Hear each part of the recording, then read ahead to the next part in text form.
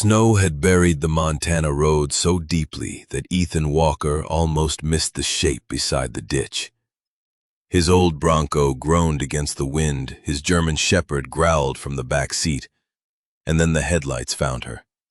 A young woman, half frozen, clutching a valise like it held the last proof that she had ever been loved.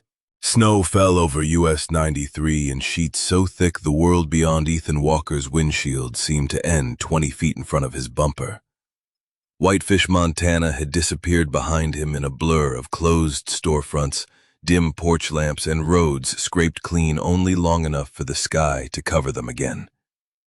His 1996 Ford Bronco pushed forward with a low, tired rattle, tires chewing through packed snow, while the heater breathed warm air that smelled faintly of dust, old coffee, and wet canvas. In the back seat, Atlas lay with his big, sable body stretched across a faded army blanket, one black-tipped ear raised as if he were listening to something Ethan could not hear. Ethan kept both hands on the wheel. He did not drive fast. Men who had survived deserts, mountains, and dark water learned respect for weather. Montana snow could be as quiet as a prayer and as unforgiving as a locked door. He knew that. He had been out since before dawn clearing drifts for the Sinclair station near the county road, then helping old Mrs. Pritchard pull her mailbox upright after the plow knocked it crooked. She had offered him cinnamon rolls wrapped in foil. He had taken one because refusing her would have been harder than any mission briefing he had ever sat through. It sat untouched on the passenger seat beside a green thermos, a cracked compass, and a pair of gloves that were no longer a pair because Atlas had stolen the left one 3 days earlier and hidden it somewhere in the house. Ethan suspected under the kitchen table. Atlas had a strange respect for sorrow. Whenever the cabin got too silent, he collected small things and placed them where Ethan would trip over them. Not every kind of rescue looked dignified. The wind shoved the Bronco sideways as the road curved past a line of pines bent heavy with snow. Ethan corrected without thinking, eyes moving from mirror to ditch to road and back again. He had lived alone long enough for routine to become furniture inside him. Wake before light, coffee too strong, check the locks even though no one came, feed Atlas, work enough to pay the taxes and keep the truck running. Return before dark if he could.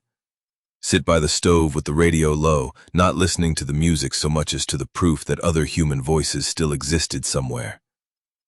It was not a miserable life, not exactly.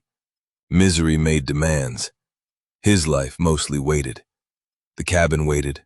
The workbench waited. The second chair at the table waited, under a dusting of disuse he never admitted seeing.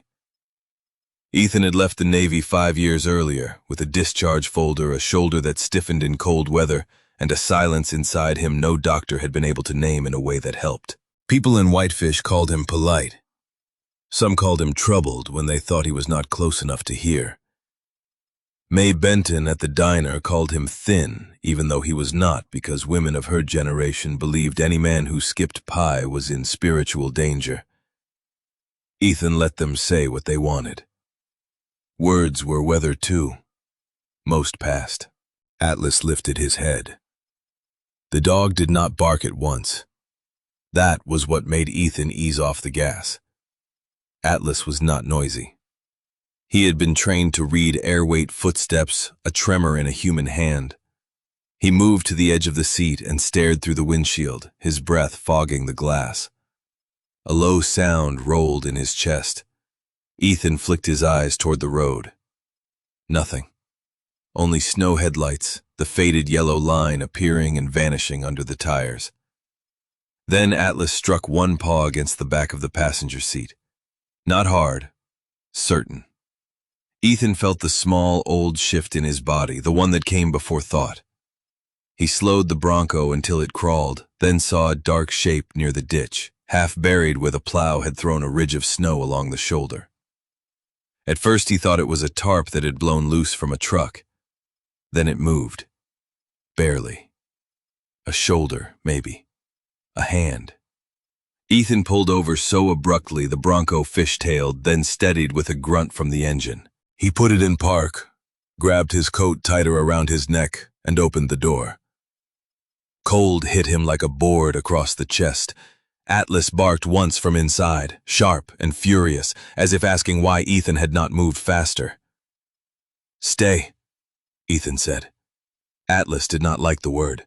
He obeyed it anyway, which was one of the many reasons Ethan trusted him more than most people. The snow swallowed sound as Ethan stepped down into the drift. It came nearly to his knees beside the ditch powder on top and hard crust beneath. He kept one hand on the hood as he moved around the Bronco, the other lifted against the wind. The shape was a woman. Young, though the cold had drawn her face tight in a way that made age meaningless. She sat folded against the snowbank with a small brown valise clutched to her chest. Her coat was too thin for Montana City wool gone dark with melted snow. A blue dress showed beneath it, the hem stiff with ice, and her shoes were worn through enough that Ethan could see strips of cloth wrapped around her feet. Her hair had come loose from its pins, chestnut strands plastered to her cheeks and neck. When she lifted her face, her eyes were brown, hollowed by exhaustion, but not empty. That struck him harder than the sight of her shaking. Empty eyes had given up. Hers were still holding a line somewhere inside, even if her body had nearly reached the end of the road. Ethan crouched, careful not to crowd her. "Ma'am?" he said, and his voice sounded rough, not unkind, but unused. "Can you hear me?" She blinked snow from her lashes. Her lips moved. No sound came. Ethan slipped off his right glove and touched 2 fingers to the side of her neck, brief and respectful. She flinched at first, then seemed to realize he was checking whether life still answered. It did. Too fast, too weak, but there. "I'm going to get you warm," he said. "Truck's right there." The woman pressed the valise tighter to herself. Even half frozen, she guarded it as if the little case contained bread money, letters, bones, the whole tender record of her, belonging to the earth. Ethan understood that kind of grip. He still had a compass with a cracked face in his passenger seat, useless for direction, impossible to throw away. "I won't take it," he said. Her gaze sharpened for half a second. That was the first sign she had heard him clearly. "Where are you headed?" he asked. The question left his mouth before he considered how foolish it was. A woman sitting in a ditch in a snowstorm was not headed anywhere good. Her answer came so softly the wind almost carried it off. "I didn't know anymore." Ethan looked down the road behind her. Whitefish was miles away. Kalispell was farther in the other direction. The forest on both sides offered nothing but dark pines, buried fences, and the kind of cold that did not care whether a person had been promised better. He thought of calling Sheriff Owen, then looked at her shoes. Minutes mattered. The law could ask questions after she had stopped shivering. He stood and held out his hand. "All right," he said. "Then we'll start with the truck." She stared at his hand. Snow collected on his bare knuckles. His fingers had scars across 2 of them, old pale lines from a life he rarely explained. He waited. Patience had once been trained into him for very different reasons, but it served kindness just as well. At last she reached up. Her fingers were cold enough that he felt it in his teeth. He helped her stand slowly. Her knees buckled at once, and she made a small sound of embarrassment, not pain, which told him something about her. Pride often survived where strength did not. Ethan shifted his arm around her shoulders, keeping his touch practical. "No shame in leaning," he said. "Snow's doing most of the arguing." Her mouth twitched, almost a smile, but the wind stole it before it formed. Atlas watched from the fogged window with his ears high, body trembling with the effort of staying put. Ethan opened the passenger door and helped her climb in. Warm air rolled out. She hesitated when she saw the cinnamon roll thermos, compass, and scattered receipts on the seat as if entering someone's vehicle were a trespass greater than freezing beside the road. "Sit," Ethan said gently. Nothing in here is fancy enough to be offended. That time the almost smile lasted a breath longer. He pulled the emergency blanket from behind the seat and wrapped it around her shoulders, then handed her the green thermos. Small sips. She accepted it with both hands. The valise remained trapped under one elbow. Atlas pressed his muzzle between the front seats. Ethan expected the dog to sniff assess, perhaps grumble. Instead, Atlas rested his chin on the woman's sleeve. She looked down at him in surprise, and something in her face shifted so quickly Ethan almost missed it. Not relief. Relief was too simple. It was the expression of someone who had been judged by every human eye she met and found suddenly that a dog had no use for rumor. His name is Atlas, Ethan said as he climbed back behind the wheel. He thinks he runs the truck. The woman swallowed a small sip of coffee, grimaced at its bitterness, and whispered, "He may be right." Ethan looked at her then, really looked, beneath the snow and exhaustion, beneath the bruised shadows under her eyes. There was a dry wit still standing guard with a lantern. Good, he thought. Not because humor saved anyone by itself, but because it made a small room inside despair where air could get in. The Bronco eased back onto the road. Ethan turned the heat higher until the vents rattled. He kept his eyes forward, giving her the mercy of not being watched while she tried to stop shaking. The wipers beat at the snow with stubborn, uneven strokes. The right one squeaked every third pass. He had meant to replace it for 2 weeks. The woman held the thermos and stared through the windshield at the white tunnel ahead. Her breathing came in little catches. Atlas stayed leaning between the seats, his muzzle touching the blanket as if anchoring her there. After several minutes, Ethan asked, "Name." She was quiet so long he thought she had drifted away. Then she said, "Faith." Another pause. "Faith Whitaker." "Ethan Walker," he said. "That's Atlas. You said I repeat things when I'm tired. Are you tired, mostly? Since 2009? The answer slipped out before he could stop it. She turned her head slightly, but he kept his gaze on the road. To his surprise, she did not ask what happened in 2009. She only nodded as if tiredness were a country and she had recognized the flag. The road dipped, and the Bronco's tires slid over a hidden sheet of ice. Ethan corrected calm and quick. Faith tightened around the valise, but did not cry out. "You from around here?" he asked when the vehicle steadied. "Cincinnati." "Long way to walk."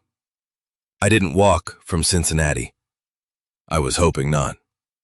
She breathed out through her nose, a sound that might have become a laugh in warmer weather. "Bus to Kalispell, then a smaller bus, then waiting." "For who?" Her fingers tightened around the thermos. The metal clicked softly against her nails. "A man who wrote letters." Ethan felt the road narrow, though it had not changed. "Family?" "No." Her voice thinned. "He said he wanted a wife." The wipers squeaked. Atlas's ears shifted.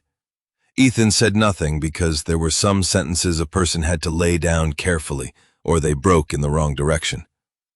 Faith continued after a time, each word measured as if she were paying for it. "He said he had a small ranch outside Whitefish. Said he was lonely. Said he was God-fearing and hard-working. Said he would meet me at the bus station wearing a blue kerchief." She looked down. "I waited 2 days." Ethan's jaw tightened. He knew many lonely men in Montana. He also knew the kind who used loneliness the way thieves used a dark alley as a place to hide what they intended to take. "What was his name?" he asked. Faith did not answer at first. Instead, she shifted the valise onto her lap, fingers fumbling at the clasp. Ethan almost told her to leave it closed, that nothing mattered until she was warm, but something about her face stopped him. She needed the proof scene. She needed one sane witness to confirm that the thing that had ruined her was real. The clasp opened. Inside lay a folded dress, a small Bible with a cracked spine, a comb, a packet of sewing needles, and a bundle of letters tied with kitchen string. The paper had softened at the corners from snowmelt. She drew the bundle out and held it toward him. Ethan kept one hand on the wheel and took the top envelope with the other when the road straightened. The handwriting was careful, almost pretty.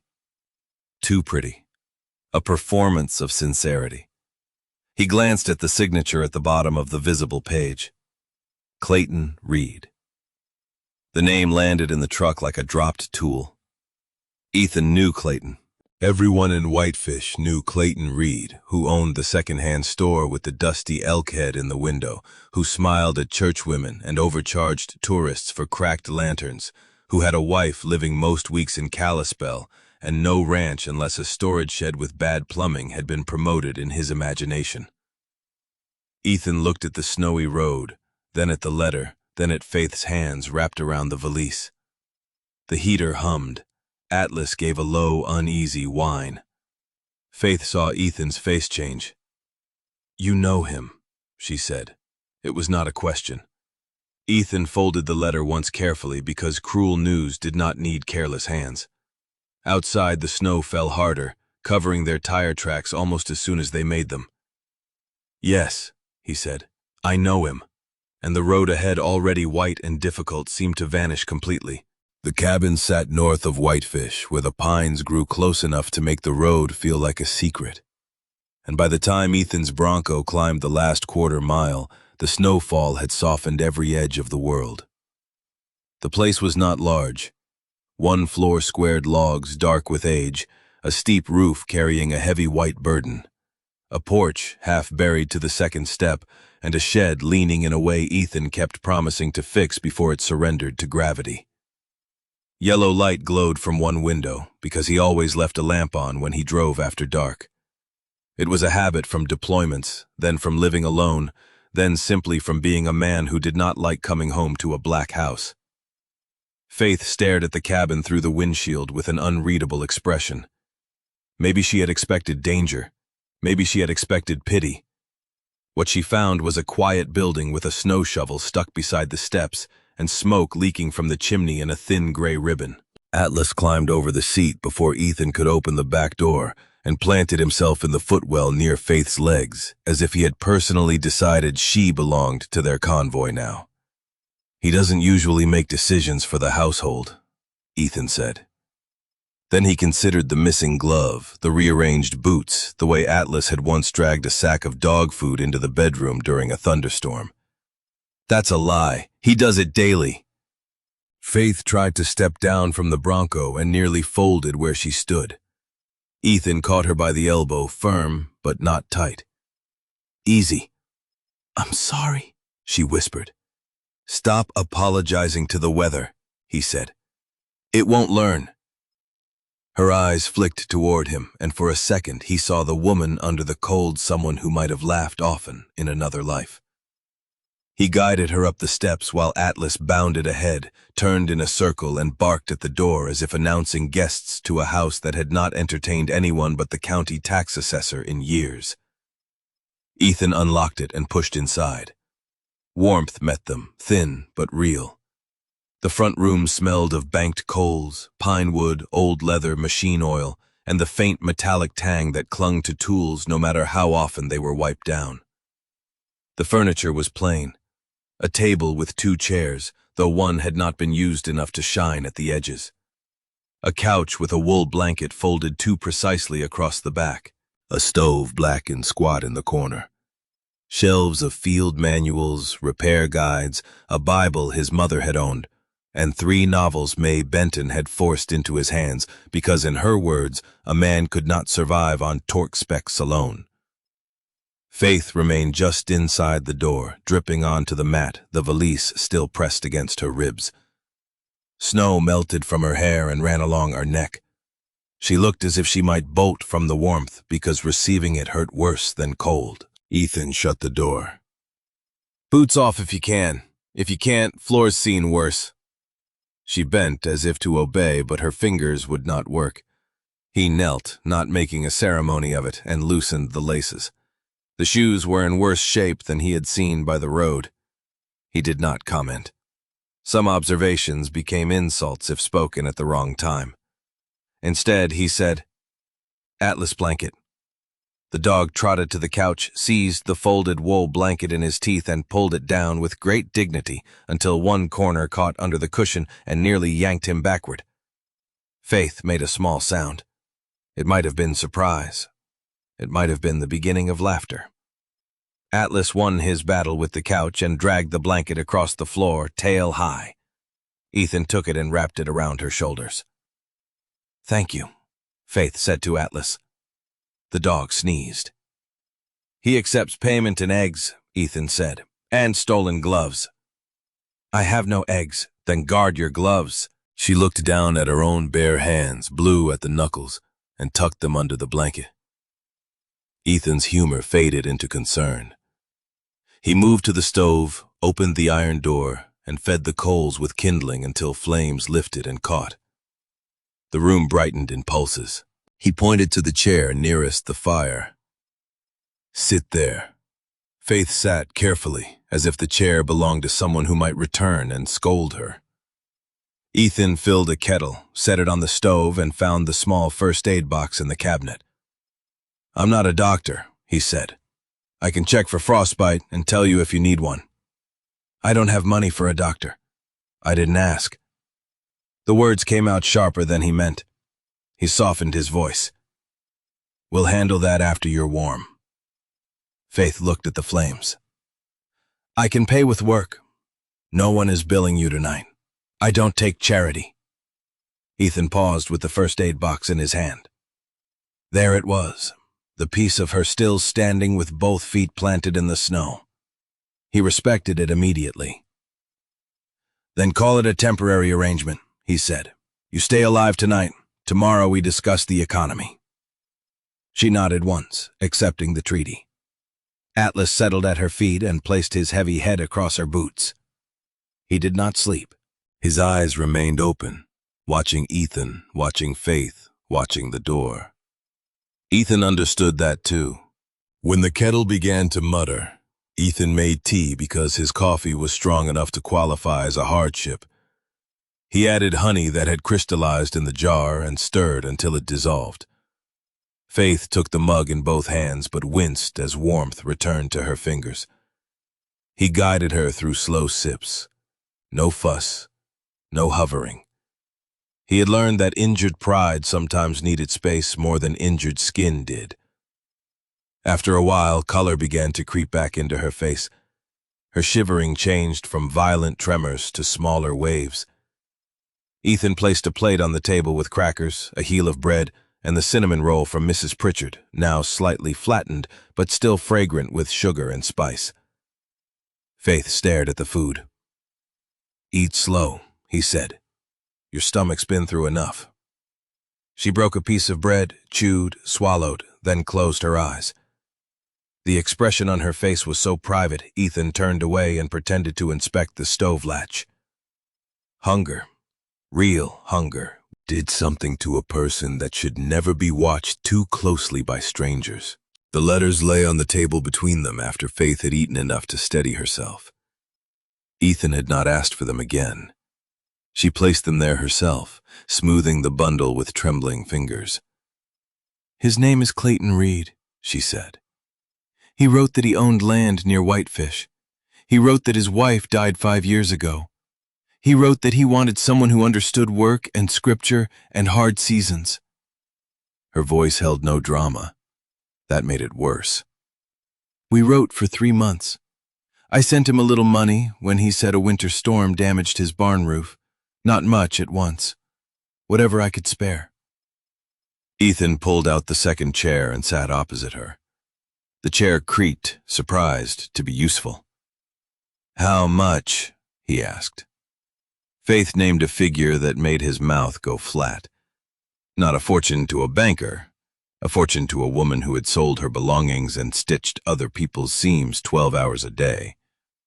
She read his face with painful accuracy. "You know he lied." Ethan folded his hands on the table. The cracked compass lay near his wrist where he had emptied his coat pockets. Its needle still swung, but lazily never settling where it should. "Clayton Reed has a store on Central Avenue," he said, "not a ranch. His wife Lila lives in Kalispell most of the week with her sister. He has no business writing for a wife." Faith sat very still. The fire made soft, ticking sounds as it warmed the stove. Atlas lifted his head from her boots, ears angled back. Ethan braced for tears, anger, denial, some human storm equal to the one outside. Faith reached for the bundle of letters. Her hands were steadier now, though not by much. "Is he poor?" she asked. The question startled him. "No." "Sick?" "Not that I've heard." "Confused in his mind?" Ethan thought of Clayton's polished boots, his careful smile, the way he always knew which widows had savings and which tourists could be sold a cracked canoe paddle as pioneer decor. "No," he said. Faith nodded. "Then he chose it." She stood, blanket slipping from one shoulder, and walked to the stove. Ethan rose halfway, but she gave him a look that stopped him. One by one, she fed the letters into the fire. She did not throw them. She placed them carefully, almost politely, as if even false hope deserved a proper burial. The paper curled. Ink darkened. Words that had carried her across states turned to ash in seconds. Ethan watched her face. No tears, not yet. Her mouth was set, her jaw small and stubborn. When the last envelope caught a faint smell of wet paper joined the wood smoke, Faith whispered, "I sold my mother Stimble for the bus ticket." Ethan had no answer large enough for that. He had weapons training, survival training, escape training, medical training. None of it taught a man what to do when a woman calmly told him the exact price of her hope. "You can use the spare room," he said at last. "Door locks from the inside. Window sticks, but opens if you lift hard. Bathroom's through there. I have dry clothes. They'll be too big." "Mr. Walker." "Ethan." "Ethan," she corrected, as if names mattered, and she intended to do this properly. "I can't stay long." "Roads are closed." "When they open, I should go." "Where?" The question hung like frost on glass. Faith looked toward the stove where the letters were settling into red-edged ash. "I don't know." Ethan did not say what he thought, which was that not knowing where to go was not the same as having to leave. He picked up the first aid box and nodded toward her feet. "Let me check those, then you sleep. Tomorrow can be unreasonable after sunrise." She sat again. He worked carefully, keeping his touch as impersonal as a medic's. Her feet were bruised by cold and miles, but not beyond help. He cleaned what needed cleaning, wrapped cloth around the worst places, and gave her thick socks from a drawer by the stove. They swallowed her feet whole. Atlas inspected the socks with solemn approval. "They're clean," Ethan said. "Ugly, but clean." "Ugly is warm," Faith murmured. "That's Montana's state motto," he said. This time she did laugh. It was tiny and cracked. It filled the cabin for less than a second. Ethan felt the room change around it. He showed her the spare room, though. Calling it spare was generous. It held a narrow bed, a small dresser, a lamp, and boxes of things he had not decided whether to keep or grieve.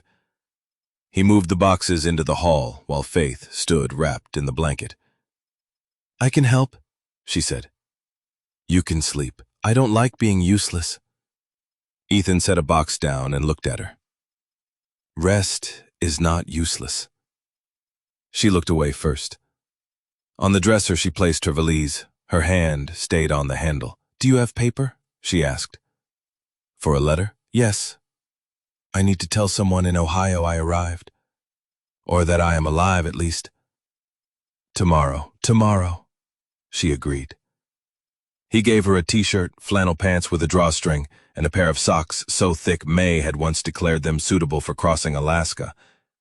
He turned to leave, then paused at the doorway. Faith? She looked at him. Clayton's not the only person in this town. It sounded awkward. It was awkward, but he needed her to know it. She held the blanket closed at her throat. I hope that's true, she said. Ethan nodded and shut the door behind him. He slept lightly in the chair by the stove, not because he feared Faith, but because the storm had a voice that dragged old memories close when the house creaked. Atlas lay between the hallway and the front door. Near 3 in the morning, Ethan woke to the dog standing over the valise. The spare room door had been left open a few inches, Faith asleep inside, one hand visible on the blanket. Atlas did not touch the case. He only stared at it, then at Ethan. Something white showed along the inner seam where the lining had torn. Ethan frowned. He knew better than to open another person's things. He also knew Atlas. The dog had once found a gas leak before the detector screamed. He had once refused to enter a room that later proved unsafe. He did not stare without reason. Ethan knelt beside the valise and saw a folded slip of paper caught under the loose lining, likely shaken free when Faith carried it through the storm. He eased it out only far enough to see the printed top, Whitefish Community Winter Relief Fund. Below it was a receipt number, Clayton Reed's name, and an amount that matched almost exactly the money Sheriff Owen had mentioned at the diner 2 days earlier. The missing pledge money for heat, groceries, and medicine. Ethan did not move for a long moment. The stove breathed. Faith slept. Atlas watched him with amber eyes. Outside, snow kept falling, covering the road, the tracks, and perhaps the first edge of a much larger lie. Morning came without color. The windows of Ethan Walker's cabin glowed a dull gray behind a lace of frost, and the pines beyond them stood so still they looked carved rather than grown. Snow had climbed halfway up the porch rails during the night. It softened the woodpile, buried the old chopping block, and turned the Bronco into a rounded shape with mirrors. Inside, the stove had burned low, but not out. Ethan woke in the chair with his neck stiff and his right hand resting near the cracked compass on the table. He had dreamed of a map that kept changing while he tried to fold it. That was better than some dreams. He sat forward slowly, listening. The house had a sound it made when he was alone, a patient settling of logs and pipes, the small tick of cooling metal, Atlas sighing as though carrying the sorrows of several counties. This morning, the sound was different.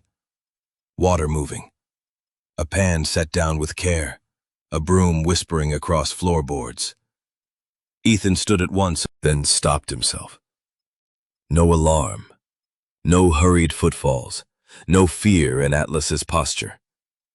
The German shepherd lay near the kitchen threshold, tail-thumping once when Ethan looked his way, as if to say the situation had been reviewed and approved. Faith stood at the sink wearing his flannel shirt tucked awkwardly into the drawstring pant sleeves rolled almost to her elbows. Her hair had been combed and braided over one shoulder. The borrowed socks bunched around her ankles like soft gray clouds. She was pale and she leaned a little more weight on one foot than the other, but she was upright, alive, and scrubbing a blackened skillet with the grim dedication of a person settling a debt no one had yet claimed. The table had been cleared. His boots were lined by the door. The mug he had left on the workbench 3 nights ago sat washed and upside down beside the sink. On the stove, eggs warmed in a pan with potatoes cut so thin they crisped at the edges. Ethan stared at the scene with the disorientation of a man who had walked into the wrong life. "Morning," he said. Faith turned. "I hope I didn't wake you. You cleaned. Some. You were half frozen last night. Less frozen now." Atlas rose, stretched, and nosed under her hand. She scratched behind his ears without looking down, as if they had negotiated this arrangement earlier and found it acceptable. Ethan pointed at the skillet. "That pan's been like that since June," it noticed. "I was going to get to it." "Of course." Her tone was perfectly polite. Atlas sneezed. Ethan decided the dog had laughed. Faith put a plate on the table before he could decide whether to protest. Eggs, potatoes, the last of Mrs. Pritchard's cinnamon roll cut in half and warmed near the stove. He looked at it, then at her. You didn't have to, I know. You should be resting. I rested. For 6 hours. That is more than I had at the bus station. The sentence was mild, not meant as a weapon, but it struck the room quiet. Ethan pulled out her chair. The chair across from him remained empty until Faith took the plate she had made for herself and sat. She ate slowly, carefully, as though her body did not yet trust food to keep arriving. He did not watch. After a few bites, she said, I meant what I said last night. I work for my keep. You're injured. I can still wash dishes. Faith. She looked up at the sound of her name, and he realized too late that it was the first time he had used it without urgency. He lowered his voice. This house doesn't need proving. It just needs people not bleeding on the floor. Her mouth tightened against a smile. That is a strange standard for housekeeping. Military background. That explains the folded blanket. The blanket had structure. The blanket looked afraid. Ethan almost smiled. Almost. It felt unfamiliar enough that he took a drink of coffee to cover it. After breakfast, he checked her feet again while she sat near the stove, embarrassed by the attention, but too practical to refuse it. The skin was angry from cold and walking, but improving. He changed the cloth wraps and told her to stay off them as much as she could. She asked for tasks that could be done sitting down. He gave her mending, because it was the first harmless thing he could think of, then regretted it when she repaired 2 shirts, a torn dish towel, and the edge of a blanket before noon. The needle moved in her hand with quiet authority. Factory? He asked from the workbench where he was taking apart the squeaking windshield wiper mechanism he had removed from the Bronco. Morrison Textile Mill in Cincinnati, she said. 12 hours most days, sometimes more before Christmas. Hard work. Yes. She pulled the thread through. But machines are honest. They make noise when something is wrong. Ethan looked at the small metal pieces lined on the table. People don't always. No. She did not say Clayton's name, neither did he. The letters were ash. The receipt lay folded inside Ethan's Bible for the moment, not hidden exactly, but placed where he would remember not to act too quickly. He would tell her. He simply wanted to understand what he was telling her first. A missing fund, a false promise, a man with polished boots, and too many stories. It was a shape, not yet a picture. By early afternoon, the snow stopped. The silence after a storm can feel holy or suspicious depending on what a person has survived. Faith asked if she could stand on the porch for air. Ethan said yes, then shoveled a path wide enough that she would not have to step deep. Atlas supervised by leaping into the fresh powder, vanishing up to his chest, and looking personally offended by physics. Faith laughed, truly laughed this time, when he emerged with snow packed along his muzzle like a crooked white beard. Ethan leaned on the shovel and felt the sound move through him. It did not fix anything. It did not need to. Some moments were only meant to prove that ruin had not taken every room. Faith stood, wrapped in the wool blanket, borrowed boots on her feet, looking over the yard. The pines held snow on their branches in thick white shelves. Beyond them, the mountains hid behind low cloud. It's beautiful, she said. Dangerous, Ethan replied. Both can be true. She glanced at him. That sounds like something written on a church bulletin. Don't tell Reverend Avery. He'll embroider it. Does he embroider? No. But May Benton would, and then I'd have to see it every time I bought pie. You buy pie often? Only when threatened. Faith nodded solemnly. This town sounds complicated. He shoveled while she sat on the porch step with Atlas pressed against her side. She watched him work in a way that was not idle. Ethan could feel questions in her gaze, but she did not throw them at him. He appreciated that more than he could say. Most people, once they learned he had been a SEAL, looked for a story they could understand: bravery, polished bright danger at a safe distance, grief trimmed into something useful for holidays. Ethan had no such story ready. He had fragments: a laugh over bad coffee, a hand on his shoulder, the last message from Mason's sister, which he had answered 3 months late because guilt made even kindness feel like theft. A compass cracked during training, later carried on missions as a joke, then as habit, then as a relic of a version of himself who believed direction was something a man could always find if he had the right tools. He drove plows now, fixed engines, replaced porch boards, helped widows with frozen pipes. It was honorable work. It was also a trench he had dug, because staying busy was easier than being healed. Faith seemed to understand trenches. After he finished shoveling, she asked for a small box. For what? Ashes? Ethan looked toward the stovepipe, then back at her. The letters. She nodded.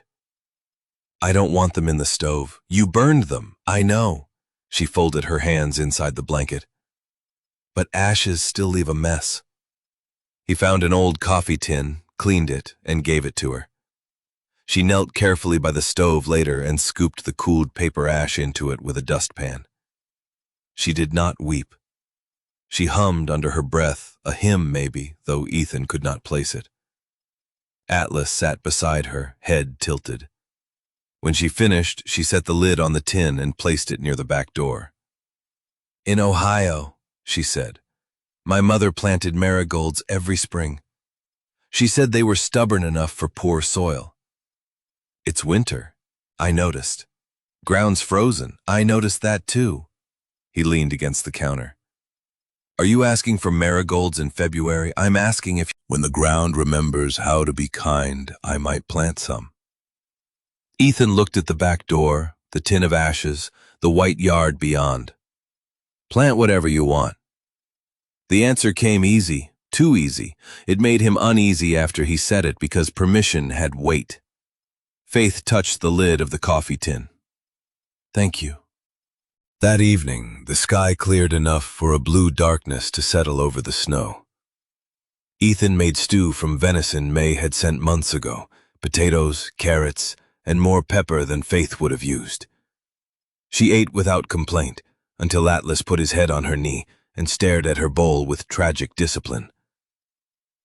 Does he always look starving? She asked. He's eaten twice today. That wasn't my question. Yes. Faith tore off a small piece of bread and looked at Ethan for approval. Ethan sighed. He's trained you quickly. He has honest eyes. He's a thief of gloves and dignity. She gave Atlas the bread. The dog accepted it as if receiving a medal. Ethan shook his head, but warmth moved through him against his will. The cabin sounded different with another person in it. Not loud, not crowded. Different. The scrape of a spoon against a bowl, the soft clearing of a throat before a question not yet asked, the faint rustle of borrowed flannel. He had forgotten how small human sounds could make walls seem less far apart. Later, after Faith went to the spare room, Ethan stayed at the table with the receipt from the Winter Relief Fund. He unfolded it under the lamp. The date was 3 weeks earlier. The amount matched what Faith said she sent Clayton in pieces, but the printed heading belonged to the fund Reverend Avery managed with May and the sheriff's office. Ethan had heard about missing pledge money, not all the details. May had mentioned it over pie in a tone that suggested civilization itself was cracking. Money collected for heating oil, grocery vouchers, medicine runs. It had not been a huge sum by city standards, but in a mountain town in winter, small money could carry large mercy. Clayton's name appeared as recipient on a line that made no sense. Faith's initials were penciled near the corner, in handwriting that did not look like hers. Ethan's instincts moved quietly, arranging facts. A woman arrives after letters from Clayton. A receipt links her money to a fund that is already in trouble. A town hungry for an easy explanation. He folded the paper again and rubbed his thumb over the cracked compass. Not every road home is marked on a map. Mason had once said during a navigation exercise when they were lost enough to pretend they were not. Ethan had laughed then. He did not laugh now. The sharp crack came near midnight. Ethan was out of the chair before he knew he had moved. Atlas sprang up, body low, ears forward. For half a breath, Ethan was no longer in Montana, but somewhere hotter, darker, waiting for the second sound. It did not come. The cabin settled. A heavy branch slid from the roof and thudded into the snow outside. Faith appeared in the hallway, hair loose, blanket clutched around her shoulders. "What was it?" she whispered. Ethan could not answer immediately. His hands were shaking, not from cold. He turned toward the stove as if checking the latch, but she had seen. Of course she had. People who had known fear recognized its posture. Atlas pressed against Ethan's leg, grounding him with solid weight. Faith did not rush forward. She did not ask him to explain. She simply crossed to the sink, filled a cup with water, and placed it on the table within reach. Then she stepped back. The mercy of that nearly undid him. "Branch," he said after a moment. "Roof." "All right." She waited. "Do you need me to leave the room?" It was such a careful question. Not "are you all right," which demanded a lie. Not "what happened," which demanded a wound. Ethan looked at the water, then at her. "No," he said. His voice came out low. "Stay a minute." Faith nodded and sat in the second chair. Atlas lay between them with his head on Ethan's boot and one paw touching the edge of Faith's sock. Outside, the snowfield shone under moonlight. Inside, two people who had been abandoned in very different weather sat awake without asking each other to be whole. Then Faith's gaze drifted to the table where the folded receipt lay beside the cracked compass, and Ethan saw the moment she recognized Clayton's name printed under the seal of the Winter Relief Fund. The next morning opened with pale sunlight pressed thin behind clouds, the kind of winter light that made whitefish look gentle from a distance and sharper up close. Snow lay high along the road, in ridges left by the plows, gray at the edges, where tires had thrown slush white, and untouched across the fields beyond. Ethan had the Bronco running 20 minutes before they left, heater rattling windshield, clearing in stubborn patches, while he replaced the squeaking wiper blade with the concentration of a surgeon. Faith watched from the porch, wrapped in his spare coat, her valise at her feet, though she did not grip it as tightly now. Atlas sat beside her, with Ethan's missing left glove between his paws, pretending he had not been caught. "Traitor," Ethan said when he saw it. Atlas wagged once. Faith picked up the glove and brushed it clean. "Maybe he thought your hand would need it today." "My hand knew where it was before he relocated it. Perhaps your hand lacked imagination." Ethan looked at her, then at the dog. "You're both trouble." Faith's smile was small, but it arrived without asking permission. It changed her face, not fully, not easily, but enough. She wanted to mail a letter to Cincinnati.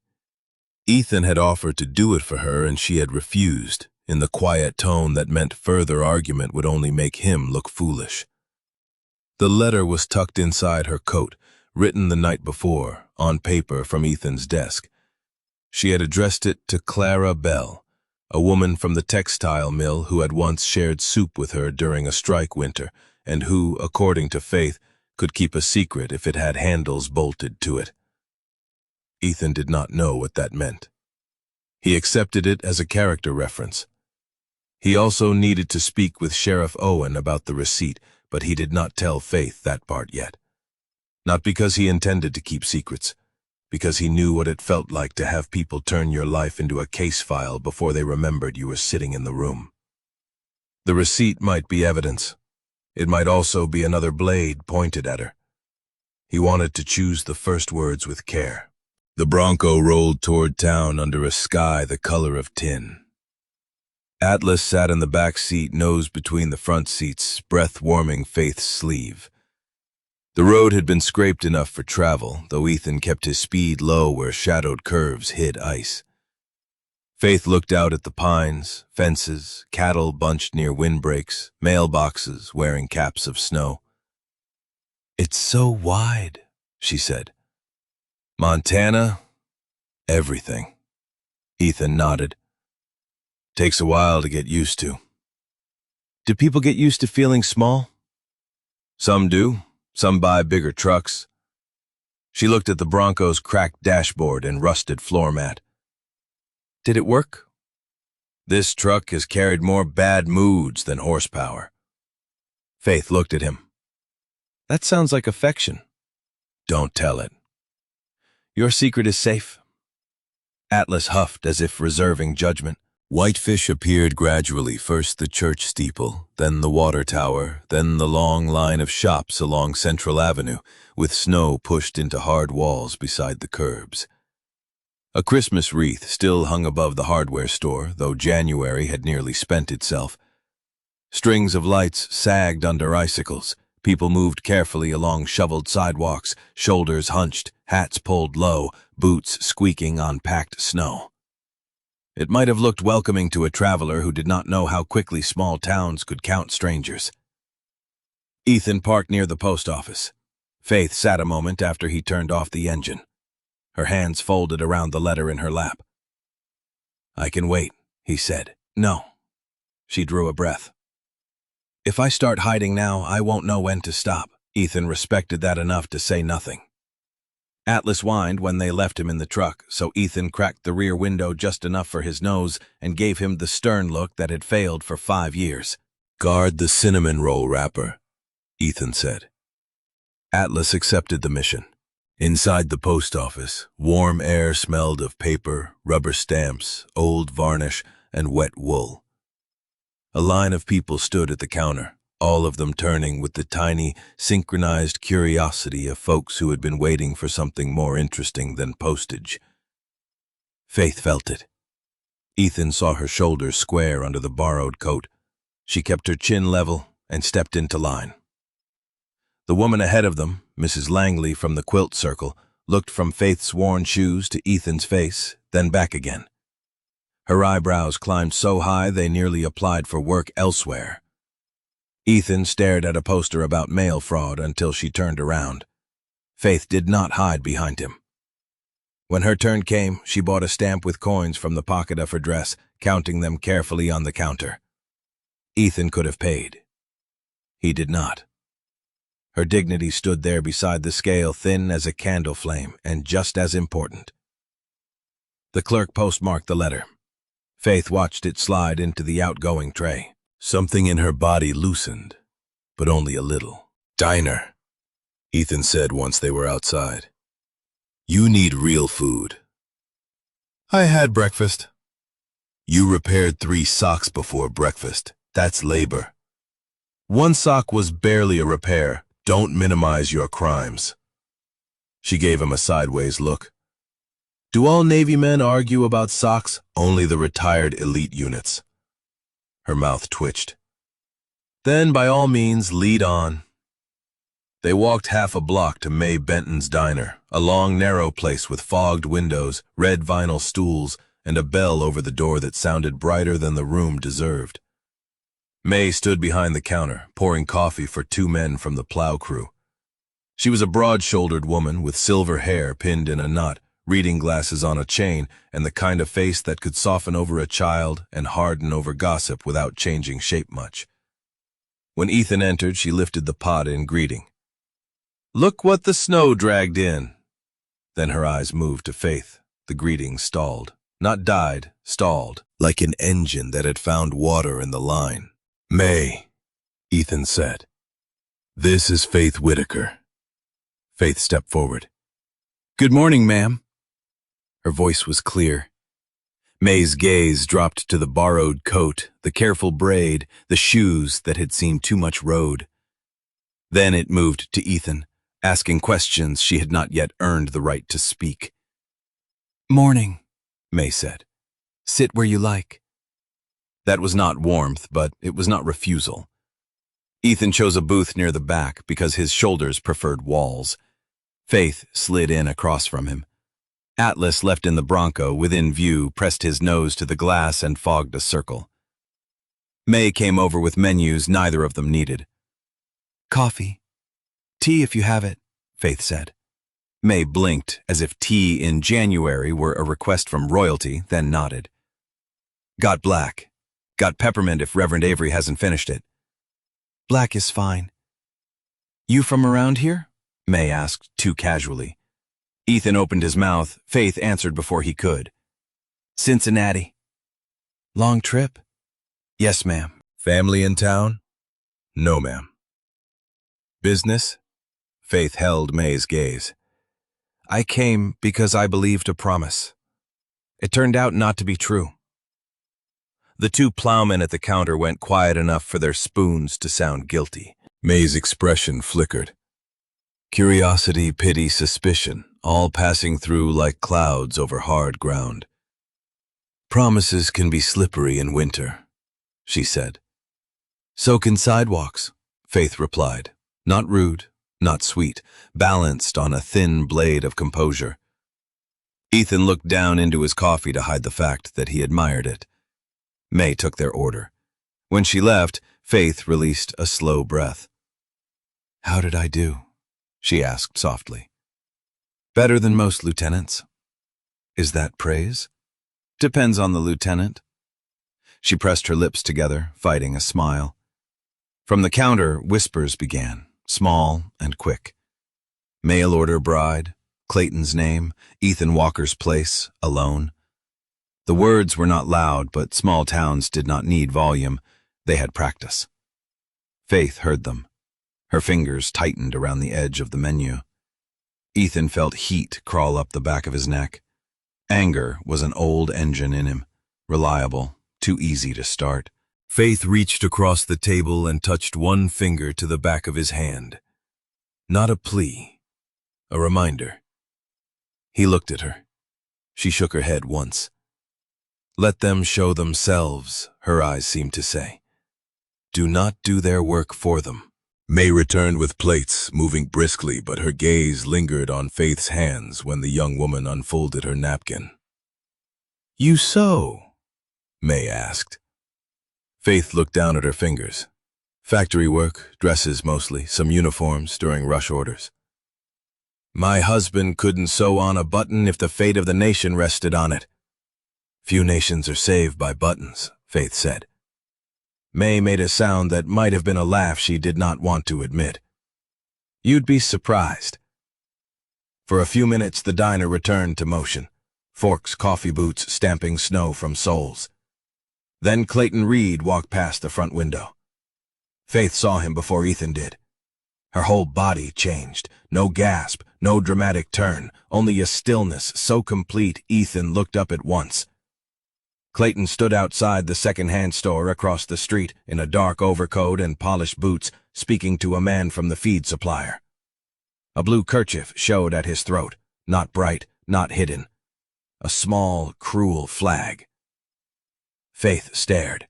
Ethan's hand curled around his mug until the ceramic complained. "That's him," she said. May had come near with the coffee pot and stopped behind the booth. Her eyes followed Faith's gaze. Something tightened around her mouth. "Clayton Reed," May said. "You know him?" Faith asked. May did not answer quickly enough. That was an answer in itself. Ethan stood. Faith caught his sleeve. "No, Faith, no!" She repeated, firmer. "If you go over there angry, he becomes the injured party before anyone asks what he did."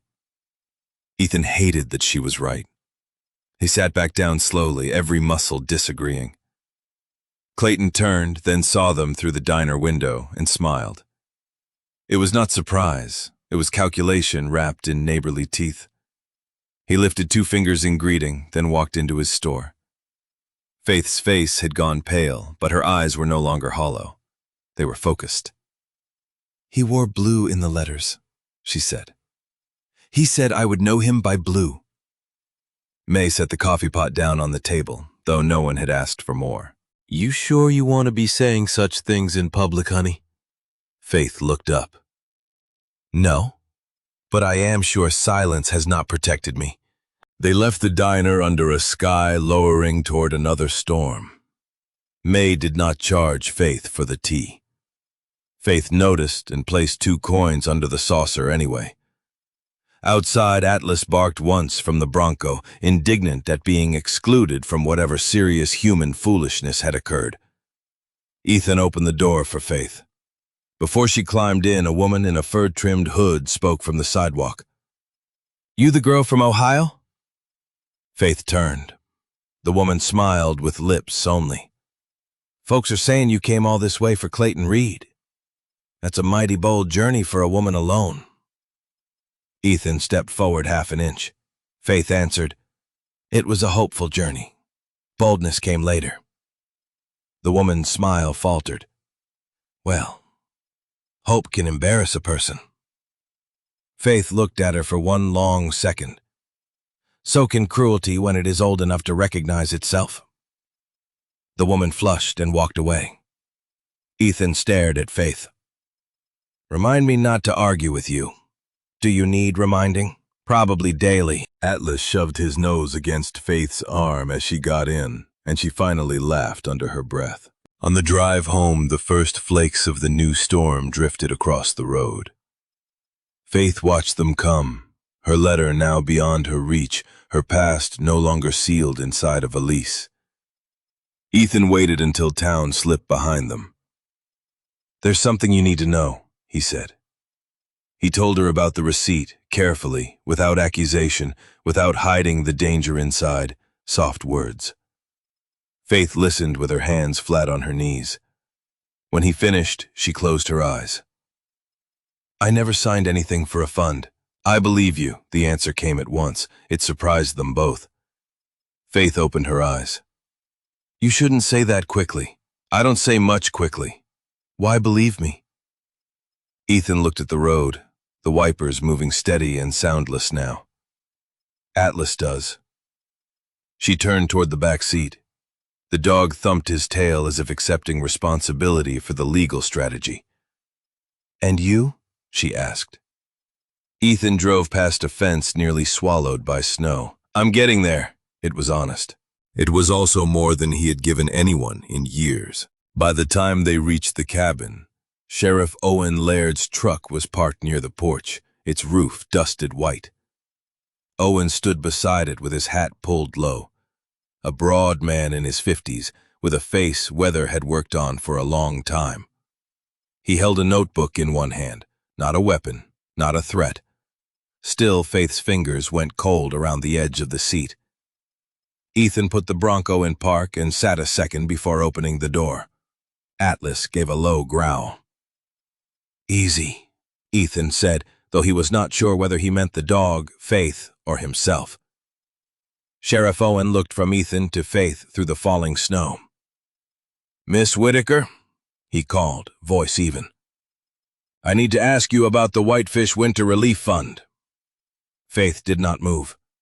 The road behind them had already begun to disappear under fresh snow, and the road ahead seemed to be closing just as fast. By noon the next day, the storm had turned Whitefish into a town of lowered voices and closed curtains. Snow gathered on porch roofs and truck beds, softened the church steps, and made the old brick office where the Winter Relief Fund kept its records look like something half-remembered from a Christmas card. At Ethan Walker's cabin, the world was smaller. The stove, the table, the spare room door, the folded receipt between Sheriff Owen Laird's broad fingers, and Faith Whitaker sitting upright in the second chair with Atlas pressed against her knee. Ethan stood near the counter because sitting felt impossible. He had learned long ago that when a room tightened, a man should know where the exits were. The front door was behind Owen. The back door was beyond the stove. The window over the sink had a latch that stuck in cold weather.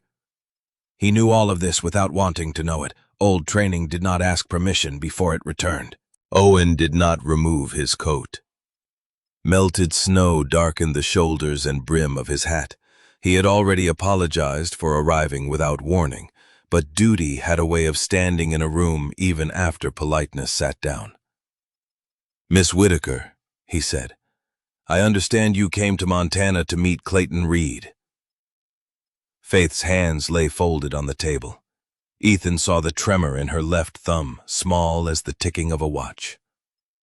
Yes. You sent him money? Yes.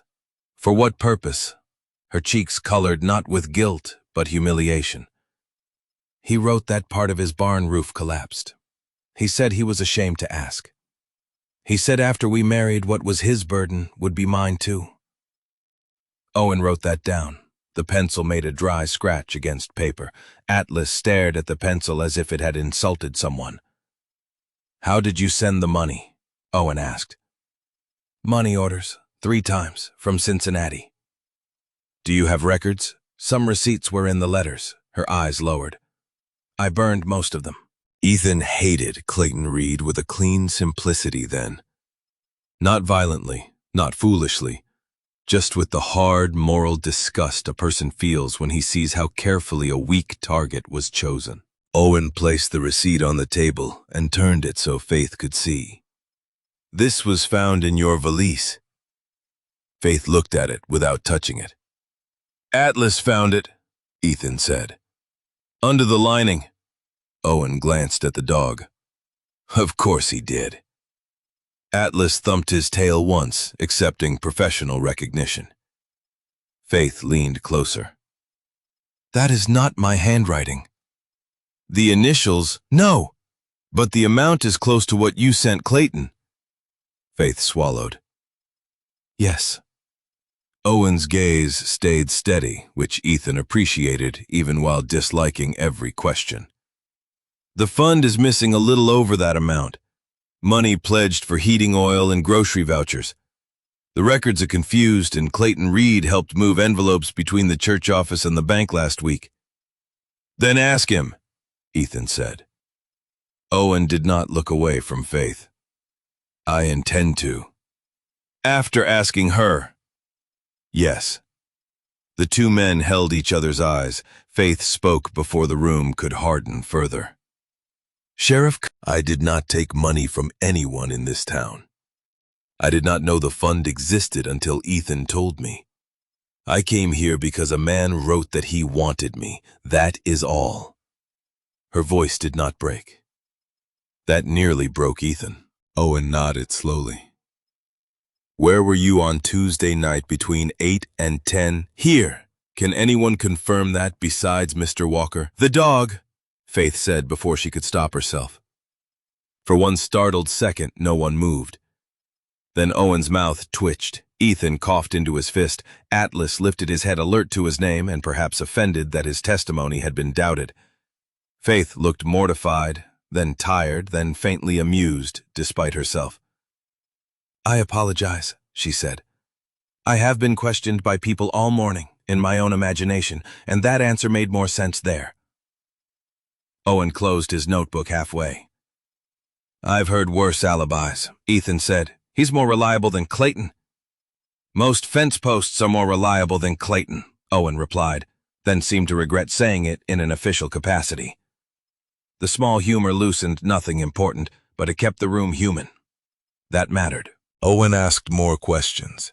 The bus route, the station, the name on the letters, whether Faith had seen anyone from Whitefish before arriving, whether she had entered the church office, spoken with Reverend Avery, or handled any envelopes connected to the fund. Faith answered each one. When she did not know, she said she did not know. When a question embarrassed her, she answered anyway. Ethan watched the sheriff watching her. Owen was not cruel. That did not make the situation harmless. An honest sheriff could still be pushed by frightened people, and Whitefish was frightened in the particular way towns became when charity money vanished. Good people wanted their kindness returned with interest. When it was stolen, they needed a culprit they could picture. A stranger from Ohio with a valise and a false fiancé was painfully easy to picture. At last, Owen stood. I don't have enough to accuse you of anything, he said. But I need you to stay available. I have nowhere else to go, Faith said. The sentence was plain, but silence followed it around the room. Owen put on his hat. I'll speak with Clayton. He'll lie, Ethan said. Then I'll listen for the shape of it. Owen moved toward the door, then paused. Ethan, a word. Faith looked at Ethan. He did not like leaving her at the table under the weight of what had been asked, but she nodded. He stepped onto the porch with Owen. Snow fell between them in soft, slanted lines.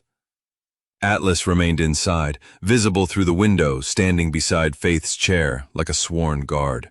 Owen kept his voice low. I know you want to protect her. Ethan looked out at the snow-covered yard. She needs protection. She needs truth more. Those aren't enemies. They can be if you decide the answer before the facts do. Ethan turned. I know what a setup looks like. Owen sighed, and I know what loneliness can do to judgment. The words struck closer than Ethan expected. Owen did not say them harshly. That made them harder to dismiss. People saw her in town, the sheriff continued. People are already talking. May called me this morning, said things in the diner got tense. Reverend Avery says Clayton has been nervous since the fund went missing, but nervous isn't a charge. If I move too fast, he slips. If I move too slow, she gets blamed by supper. Ethan's jaw worked once. So what do you want from me? Do not confront Clayton alone. Do not let her run. And if you know anything else, tell me before it becomes a surprise in front of the wrong people. Ethan thought of the letters burned to ash, the blue kerchief. Faith's worn shoes, the way she had said he chose it. I told you what I know. It was almost true. Owen studied him a moment, then nodded. Keep your phone on. After the sheriff left, the cabin did not return to itself. Some rooms hold questions after the person asking them is gone. Faith stood at the sink, washing mugs that were already clean.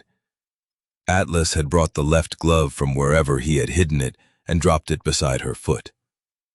Ethan watched from the doorway. You don't have to do that. I need my hands occupied. Faith. The mug slipped slightly in her grip, clinked against the sink, but did not break. She set it down. They will believe him. Not if the facts say otherwise. Facts do not always speak loudly enough. Ethan knew that. He had sat in rooms where truth arrived late and dressed poorly. He crossed to the counter and picked up a towel drying the mug she had washed. Then we helped them. She turned. You didn't steal that money. You don't know that. I know enough. Her eyes searched his face. Sheriff Owen is right. Loneliness can make people see what they need, so can fear. Ethan set the mug on the shelf. I'm not saying I trust everything because I want to. I'm saying Atlas trusted you in a ditch before he knew your name. I'm saying Clayton lied about a ranch, a wife, and a blue kerchief. I'm saying you had every chance to run last night and instead scrubbed my skillet like it owed you rent.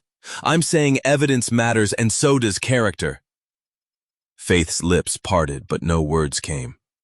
She looked away first. That afternoon, Whitefish did what small towns do. It repeated itself until rumor felt like knowledge. A woman from the quilt circle told a man at the hardware store that the girl from Ohio had been found near Ethan's place with suspicious papers. The man told his brother that money had been found in her luggage, though no money had been found at all. By the time May heard the story from a delivery driver, Faith had become a runaway bride, a thief, and possibly an actress, though May could not imagine what theater would train someone to wear socks that ugly. May corrected what she could, then stopped herself because she did not know enough to defend the girl properly. That failure sat in her chest like a stone. She had watched Faith answer questions in the diner without shrinking. She had seen Clayton smile through the window. May had known Clayton for years and trusted him about as far as she could throw his display case, which was not far and would likely hurt her back. Still, suspicion was easier when it wore a stranger's coat. May hated that about herself.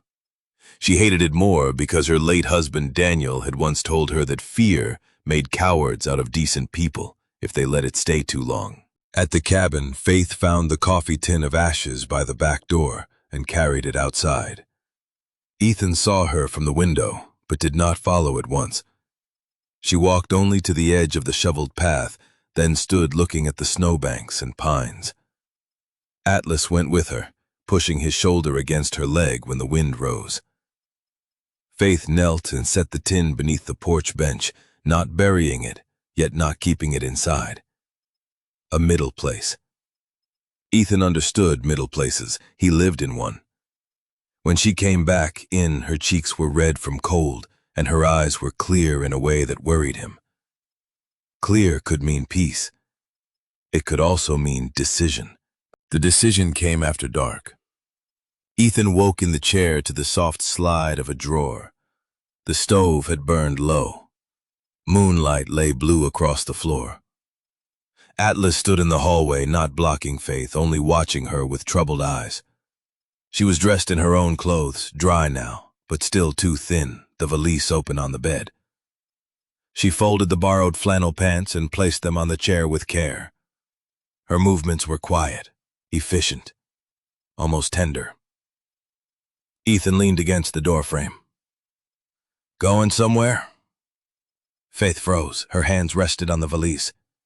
For a moment she looked exactly as she had beside the road, not physically, but in the deep aloneness around her. "I have to leave before morning." "Roads are bad. I will take the first bus from town. Sheriff told you to stay available. I will leave him a note." Ethan stared at her. "That's your plan? Leave a note for the law and walk into another storm?" Her face tightened. "If I stay, they will turn on you too. They will say you hid me. They will say I fooled you.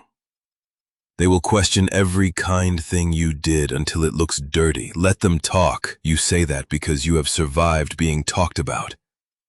Her voice rose, then lowered quickly, ashamed of itself. "I have not. Not like this." Ethan stepped into the room, but kept space between them. "You leave because you choose to, not because Clayton gets to move you around like another piece of paper. This is not about him. It is exactly about him." Faith shook her head. "No. It is about the fact that every door I have knocked on has opened into another debt. Your coat, your food, your name, now your reputation. My reputation mostly consists of May worrying I don't eat vegetables. Do not make this small." The words came sharp. Ethan accepted them. She was right. It was not small. He pulled the chair from the hallway and set it near the bed. "Sit down. Please don't order me." He stopped. Old command voice. Wrong room. "Will you sit with me a minute?" She looked at him, then slowly sat on the edge of the bed. Ethan sat in the chair. Atlas came in carrying the stolen glove and laid it in the open valise. Faith stared at it. A laugh broke out of her, sudden and wet at the edges. She covered her mouth. Ethan looked at Atlas. "Subtle." The dog wagged, pleased with his diplomacy. "My mother used to say, everything happens for a reason," Faith said after the laugh faded. "I believed her when fever took my parents, because I had to believe something. I believed her in the factory when my fingers cracked from soap and thread. I believed her when Clayton's letters came because they made my life sound like it had been overheard by heaven." She looked down at the glove in the valise. "But there is no reason in being made a fool. No reason in a town needing me guilty so they can sleep." Ethan listened. Outside, the wind moved along the cabin walls. "When I was overseas," he said, and the words felt like stones lifted from a frozen river, "I had a friend named Mason. He was the kind of man who could find humor in powdered eggs and a broken radio. We came home from one assignment, and he didn't. People told me there was a reason. They meant well. It made me want to break furniture." Faith looked at him fully now. "What did you do?" "Fixed furniture instead. Badly at first." He rubbed his thumb over the scar across his knuckle. "I don't know if everything happens for a reason. I know people can choose what reason comes next. Faith was very still. Ethan leaned forward, elbows on knees. You walking into that snow was not God's kindness. Clayton lying was not a lesson you needed. But you being here now, alive, with a dog who keeps stealing my glove to stop you leaving, that is something we can choose to make mean more than what he did. Faith's eyes shone, but she did not let tears fall. If I stay, I want the truth. So do I. Not revenge, truth, he said. And warm socks. She looked at the valise. Atlas nudged the glove deeper into it just to be sure. Faith closed the case slowly, but she did not latch it. Then she took the glove out and handed it to Ethan. You may need this. You staying? She breathed in. Tonight. Tonight is enough. It was more than enough. She carried the borrowed clothes back to the dresser. Ethan stood to leave. At the doorway, Faith spoke again. Ethan? He turned. Thank you for asking me to sit instead of telling me to be brave. He did not know what to do with the tenderness in her voice. He nodded once. Get some sleep. You too. In the hallway, Atlas looked up at him with solemn amber eyes, then trotted to the kitchen and placed the left glove under the table where it had apparently belonged all along. Ethan stood there in the dark cabin, listening to Faith close the spare room door, and understood that the storm outside was no longer the only thing they had to survive. 2 long weeks passed under a sky that could not decide whether to forgive the earth. Some mornings arrived bright enough to make the snowfields glitter like cut glass, and by afternoon, clouds dragged low over the mountains and stitched the roads closed again. Faith stayed. That became the first quiet miracle. Not dramatic, not announced, no trumpet from heaven or apology from the weather. She stayed and learned which floorboard near the stove complained under bare feet, which cupboard stuck unless lifted before pulling, which window caught the earliest light when the frost thinned. She learned that Ethan drank coffee as if punishing himself, that he checked the locks twice, though the nearest neighbor was half a mile away, and that he spoke to Atlas in complete sentences when he thought no one listened. Ethan learned that Faith hummed old hymns when concentrating, that she could mend a torn sleeve so neatly the cloth seemed ashamed of ever coming apart, and that she did not like being watched while eating, but loved feeding the dog scraps she pretended were accidental. The cabin changed by inches. Clean windows let in more day. The table stayed clear. A jar near the sink began holding buttons sorted by color. The green thermos shone every morning because Faith washed it until the dents looked almost intentional. None of this erased the trouble outside. Whitefish still talked. Sheriff Owen came by twice each visit, polite and heavy. Clayton Reed had answered questions with injured dignity, producing enough half-truths to sound cooperative while revealing nothing useful. He admitted writing to Faith, but claimed she had misunderstood his intentions. He claimed the money she sent had been a charitable donation she wanted him to deliver because she admired small-town Christian work. He claimed the blue kerchief was a coincidence, then wore a brown scarf the next day. His wife Lila had not been found for a proper statement. She was said to be visiting her sister in Kalispell, then possibly Spokane, then perhaps not feeling well. Stories around Clayton changed shape like smoke. The Winter Relief Fund records remained confused. A ledger page was missing. May Benton told anyone who would listen that confusion had a smell, and this one smelled like Clayton's hair tonic. But May still had not gone to Faith. Shame can make a proud person strangely busy. She baked pies, she corrected rumors, she stayed away. Faith felt the distance. Ethan saw it when they drove into town for supplies. People did not always speak cruelly. Sometimes they simply stopped speaking at all. A conversation paused when she entered the hardware store. A woman moved her child to the other side of the aisle, not dramatically, only enough for Faith to notice. A man outside the pharmacy tipped his hat to Ethan and looked through Faith as if she were weather.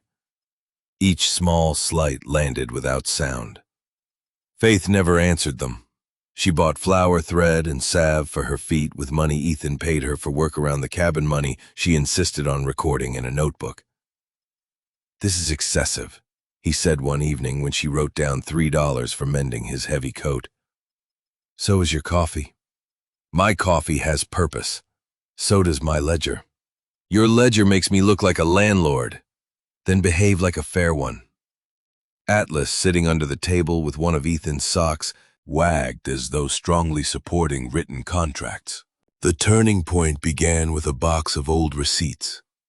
Faith found it while cleaning the narrow closet by the back door, a place Ethan used as a graveyard for things he planned to repair after acquiring a second lifetime. The box split at one corner, spilling fuel invoices, tire receipts, vet bills, and notes written in Ethan's blunt hand. Faith gathered them carefully. "You keep everything." "Useful habit." "This receipt is for a dishwasher belt." "Thought I might fix May's machine." "From 3 years ago?" "I'm building suspense." She looked up, smiling despite herself. Then her hand paused on a small envelope. It was addressed to Ethan in a woman's handwriting, careful but strong. The return address read Tucson, Arizona. Faith did not open it. She held it out. "This was mixed in." Ethan's expression changed before he could hide it. He took the envelope. "Mason's sister," he said. Faith nodded and returned to the box as if the subject had not flared. Ethan stood there longer than necessary. The letter had been answered, but late poorly, with sentences that said thank you and sorry without touching the true thing. He set it on the table beside the cracked compass. Faith did not ask. That restraint reached him more deeply than questions might have. That night the wind rose and the stovepipe moaned. Faith woke to find Ethan outside on the porch in shirt sleeves, standing under the eave while snow dusted his hair. Atlas sat beside him, pressed close. She wrapped a blanket around herself and stepped out. The cold went through her borrowed socks at once. "You will freeze," she said. "Probably not before breakfast." "That is not reassuring." He did not turn. "Couldn't sleep." Faith leaned against the doorframe. She had learned enough not to crowd him when the past stood near. "The receipt," he said after a while. "It puts you near money you never touched." "Yes." "Clayton will keep shaping that." "Yes." "I should have gone into town the day I found you and dragged him to Owen." "No." "You don't know that."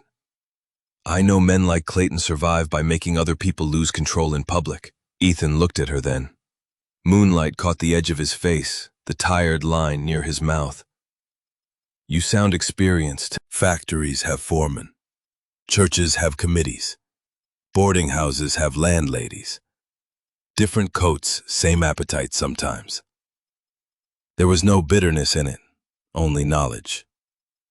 "What do you want to do?" he asked. Faith looked out at the dark pines. "Find the place where his story has to touch the truth." The place arrived in the form of June Holloway, though neither of them knew it yet. The next afternoon, May Benton finally drove to the cabin in a red pickup with a cracked taillight and 2 covered bowls of chicken soup on the seat beside her. She knocked as if prepared to be unwelcome. Faith opened the door. For a second, the 2 women stared at one another, separated by every whisper that had passed through Whitefish. May lifted the bowls. "Soup," she said. "It is not an apology, but it's traveling with one." Faith stepped back. "Come in." May entered, stamping snow from her boots. Atlas sniffed the bowls with deep professional interest. "No," Ethan said from the table. Atlas looked wounded. May set the soup down and removed her gloves. "I owe you words," she said to Faith. "Good ones or true ones?" Faith asked. May looked at her, then gave a short nod as if accepting the hit. "True, I hope. I judged you because it was easier than admitting I never trusted Clayton. My husband used to say I could smell a bad deal under fresh paint." But when the bad deal wore a familiar face, I got cautious in the wrong direction. Faith listened without softening too quickly. I appreciate you saying that. Don't appreciate me yet. I took too long. May sat at the table and told them what she knew. Clayton collected mail under his own name and sometimes under initials. He had asked odd questions about Reverend Avery's fund records, saying he wanted to help with bookkeeping because the Reverend was getting older. He had been seen near the bus office the week Faith arrived, though he claimed he had not gone. Most important, May had a cousin, June Holloway, who worked at the Kalispell Greyhound counter and remembered a young woman from Ohio waiting in the station through the storm. "June called me because she worries over strays," May said. "No offense." Faith blinked. "None taken, I think." "She said a man in a blue kerchief asked about eastbound routes 2 days before you gave up waiting. She did not know his name. Said he bought coffee and kept looking toward the lockers." Ethan leaned forward. "Lockers?" "Bus station lockers. People leave bags there." Faith's hand went to her valise. "Clayton wrote that if anything delayed him, I should wait near the lockers." The room went still. The first touch of truth against story. Not enough, but real. Ethan called Sheriff Owen. Owen agreed to contact June, but warned them not to move ahead without him. Ethan promised nothing beyond saying he had heard the warning. Faith noticed. That was not a promise. It was an acknowledgement. That sounds like something men say before doing exactly what they were told not to do. "Retired men," Ethan said. "Important distinction." May snorted. "Lord preserve us from useful fools." The three of them ate soup while Atlas positioned himself where dropped bread would have the least distance to fall. For a few minutes the cabin felt like a room in a living community, rather than a bunker under weather. May asked Faith about Cincinnati. Faith asked May about Daniel. May described her late husband as a man who believed every machine could be repaired with patience, prayer, and one more wrong-sized wrench. Ethan looked down at his bowl and said, "I would have liked him." May's eyes softened. "He would have pretended not to like you, then fixed your porch without asking." "Sounds familiar," Faith said. Ethan looked at her. She looked serenely into her soup. After May left, Faith went to the closet for more firewood and found Atlas pawing at her valise. The dog had slipped into the spare room and dragged the case halfway into the hall. "Atlas!" she scolded softly. He sat, tail sweeping the floor, not guilty in the least. Ethan came from the kitchen.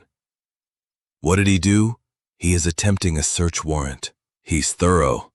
Faith knelt and checked the valise, more amused than alarmed now, until her fingers brushed the torn lining where the receipt had been hidden. Something crackled beneath the cloth. She frowned. "There's another layer." Ethan crouched beside her, careful to keep his hands back. "Your call." Faith reached for her sewing scissors. The cut was small, neat, along a seam already damaged by wear. From beneath the lining, she drew a narrow slip of paper, folded twice. It must have been tucked there when Clayton handled the valise at some point, or perhaps slipped between letters and worked itself into the seam during her journey. Faith opened it. The paper held an address written in the same careful hand as the letters "Rear Storage, Read Secondhand after 9, Use Alley Door."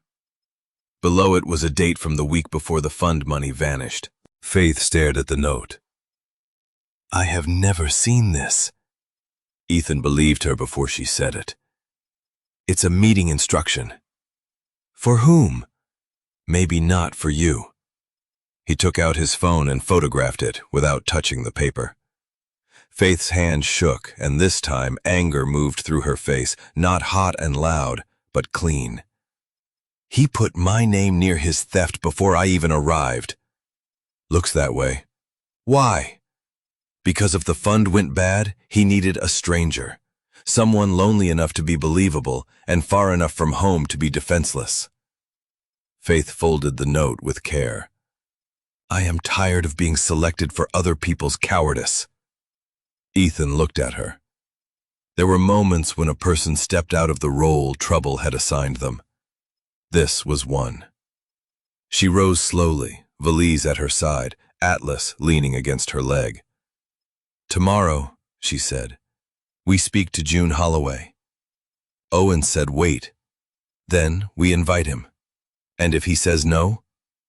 Faith's mouth tilted, not quite a smile. "Then we acknowledge his warning." Ethan laughed once, surprised by the sound. It had been a long time since laughter came from him without scraping its way out.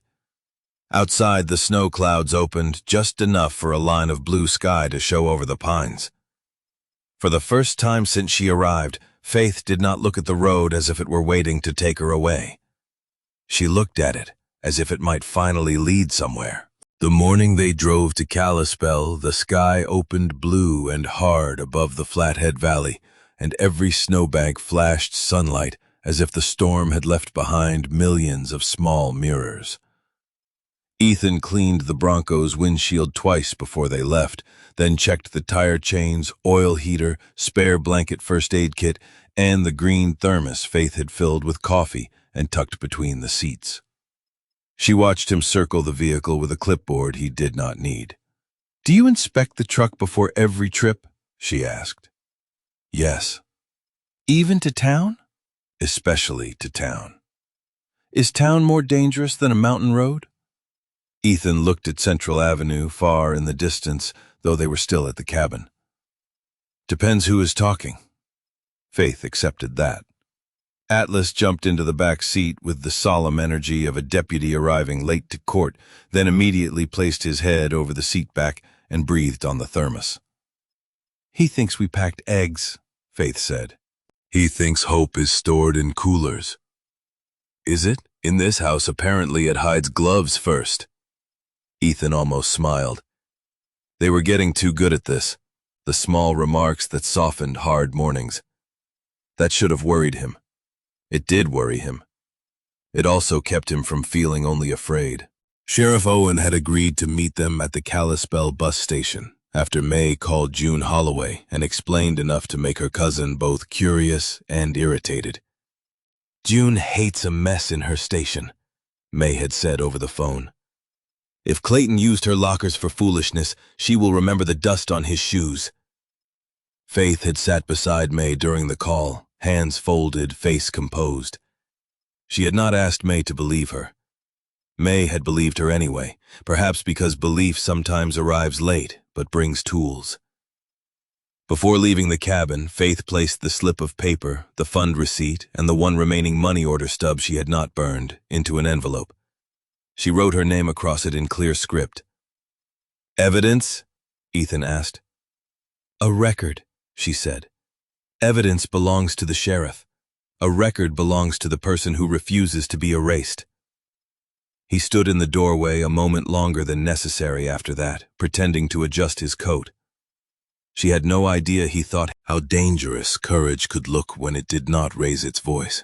The road to Kalispell ran between fields buried under snow and stands of pine where shadows held blue. Faith watched everything not with tourist wonder, but with the attention of someone measuring the distance between herself and the last place she had felt certain. Ethan told her the names of mountains when he knew them, and admitted ignorance when he did not. "You live here and do not know all the mountains?" she teased gently. "They don't wear name tags. Neither did I when you found me." Atlas knew anyway. From the back seat, Atlas thumped his tail, accepting praise. Faith looked back at him. "He is going to become impossible if we keep complimenting him." "Already there." The dog sneezed on Ethan's shoulder. "See?" Faith laughed. The sound eased the road. Then her face grew thoughtful. "Do you miss it?" "What?" "The Navy." Ethan kept his eyes on the road. "I miss knowing exactly what I was supposed to do." Faith nodded. "That is not the same thing." "No, in the factory," she said. There was comfort in the bell. Start, stop, eat, return. I hated it. Then, after I left, I missed the bell because silence expected me to decide. Ethan glanced at her. You decided to come west. I decided to believe a letter. Still a decision. She looked out the window. Not my finest.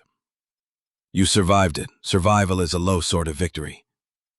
Some days it's the whole flag. She said nothing, but her reflection in the glass softened. Kalispell's bus station was a brick building near a row of bare trees, its roof edged with icicles and its parking lot scraped into uneven lanes. Buses came and went with deep sighs of air brakes. Travelers moved through the cold, carrying duffel bags, paper cups, sleeping children, small hopes sealed in plastic luggage tags. Faith stopped just inside the doors. Warm air smelled of diesel floor cleaner, old coffee, and damp coats.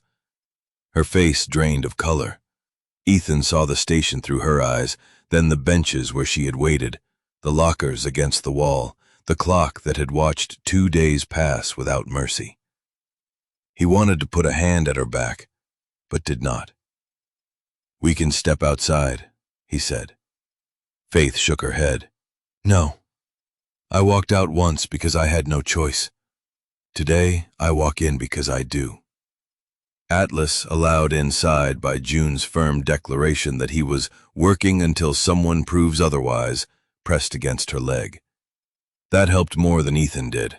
June Holloway stood behind the counter, wearing a navy cardigan, reading glasses on a chain, and an expression that suggested nonsense had a limited appointment on her schedule. She was smaller than May, but made of the same mountain material, compact and weatherproof. You Faith Whitaker? She asked. Yes, ma'am. June came around the counter and before Faith could react, took both her hands. I remember you. Faith's composure trembled. You do? Honey, you sat on that second bench for 2 days with a valise on your lap and refused every offer of day-old vending machine cookies until I threatened to put them in your pocket. Faith gave a wet little laugh. I thought you were frightening. I am when needed. June's eyes moved to Ethan. You the man who found her? Ethan Walker. Good. You look tired enough to be useful. Sheriff Owen arrived just then, snow on his shoulders, notebook already in hand. June. Sheriff, I hope you brought ears. 2. Use both. June led them to a small office behind the ticket counter. There she described what she remembered. Faith had arrived on the afternoon bus from Spokane, connection routes, though her ticket history showed the journey began farther east. She had asked whether a man in a blue kerchief had come for her. June had seen no such man waiting openly. On the second evening, June noticed a man near the lockers wearing a blue kerchief tucked into his collar, but he never approached Faith.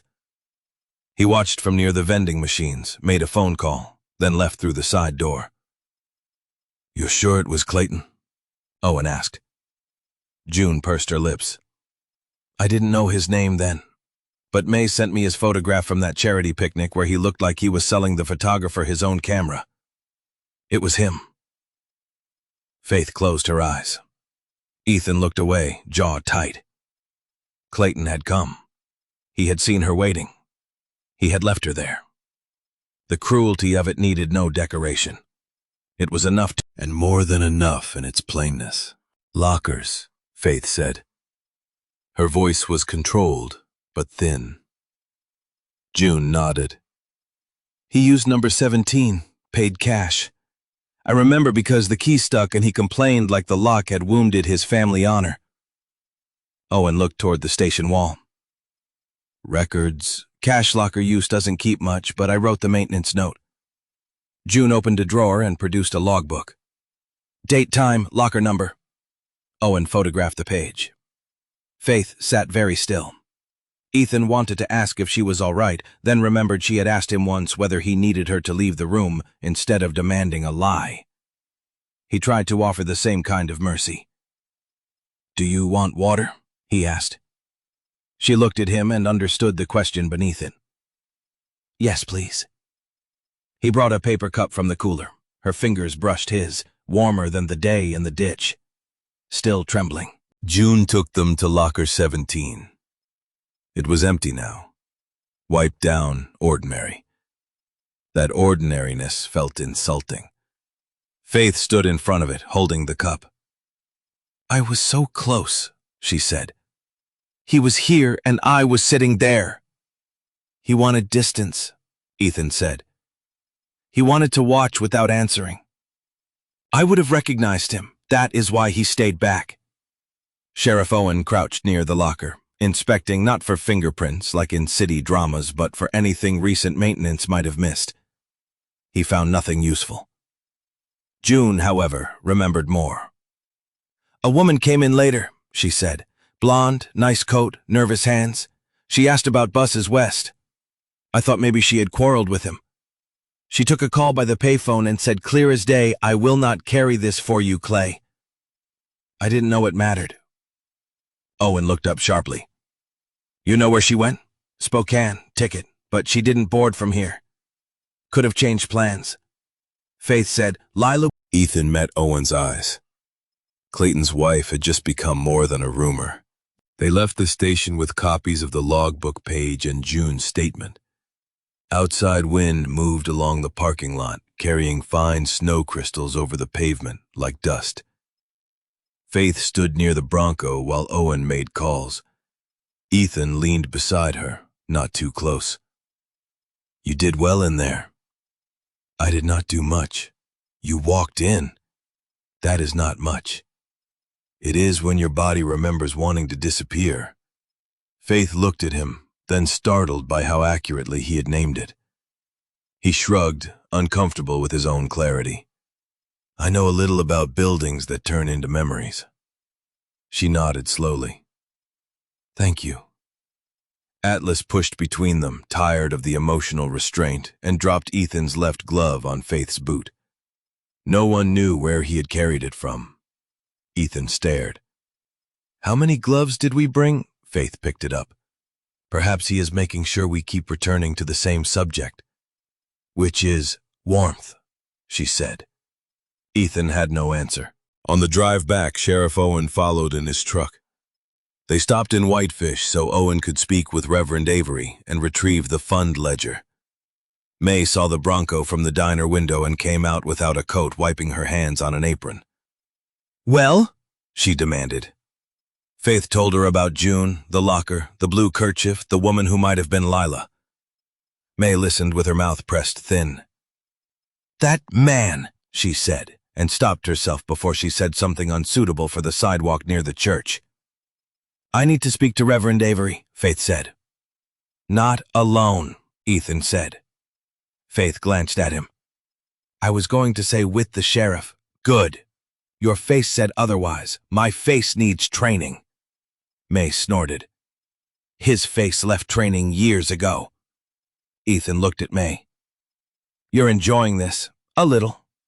Trouble is awful, but watching you two pretend not to care about each other is quality entertainment. Faith turned pink. Ethan opened the Bronco door too quickly and struck his own boot with it. Atlas barked once from inside, delighted. They found Reverend Avery in the church office, surrounded by file boxes and guilt. He was a thin man with kind eyes, silver hair, and ink on one thumb.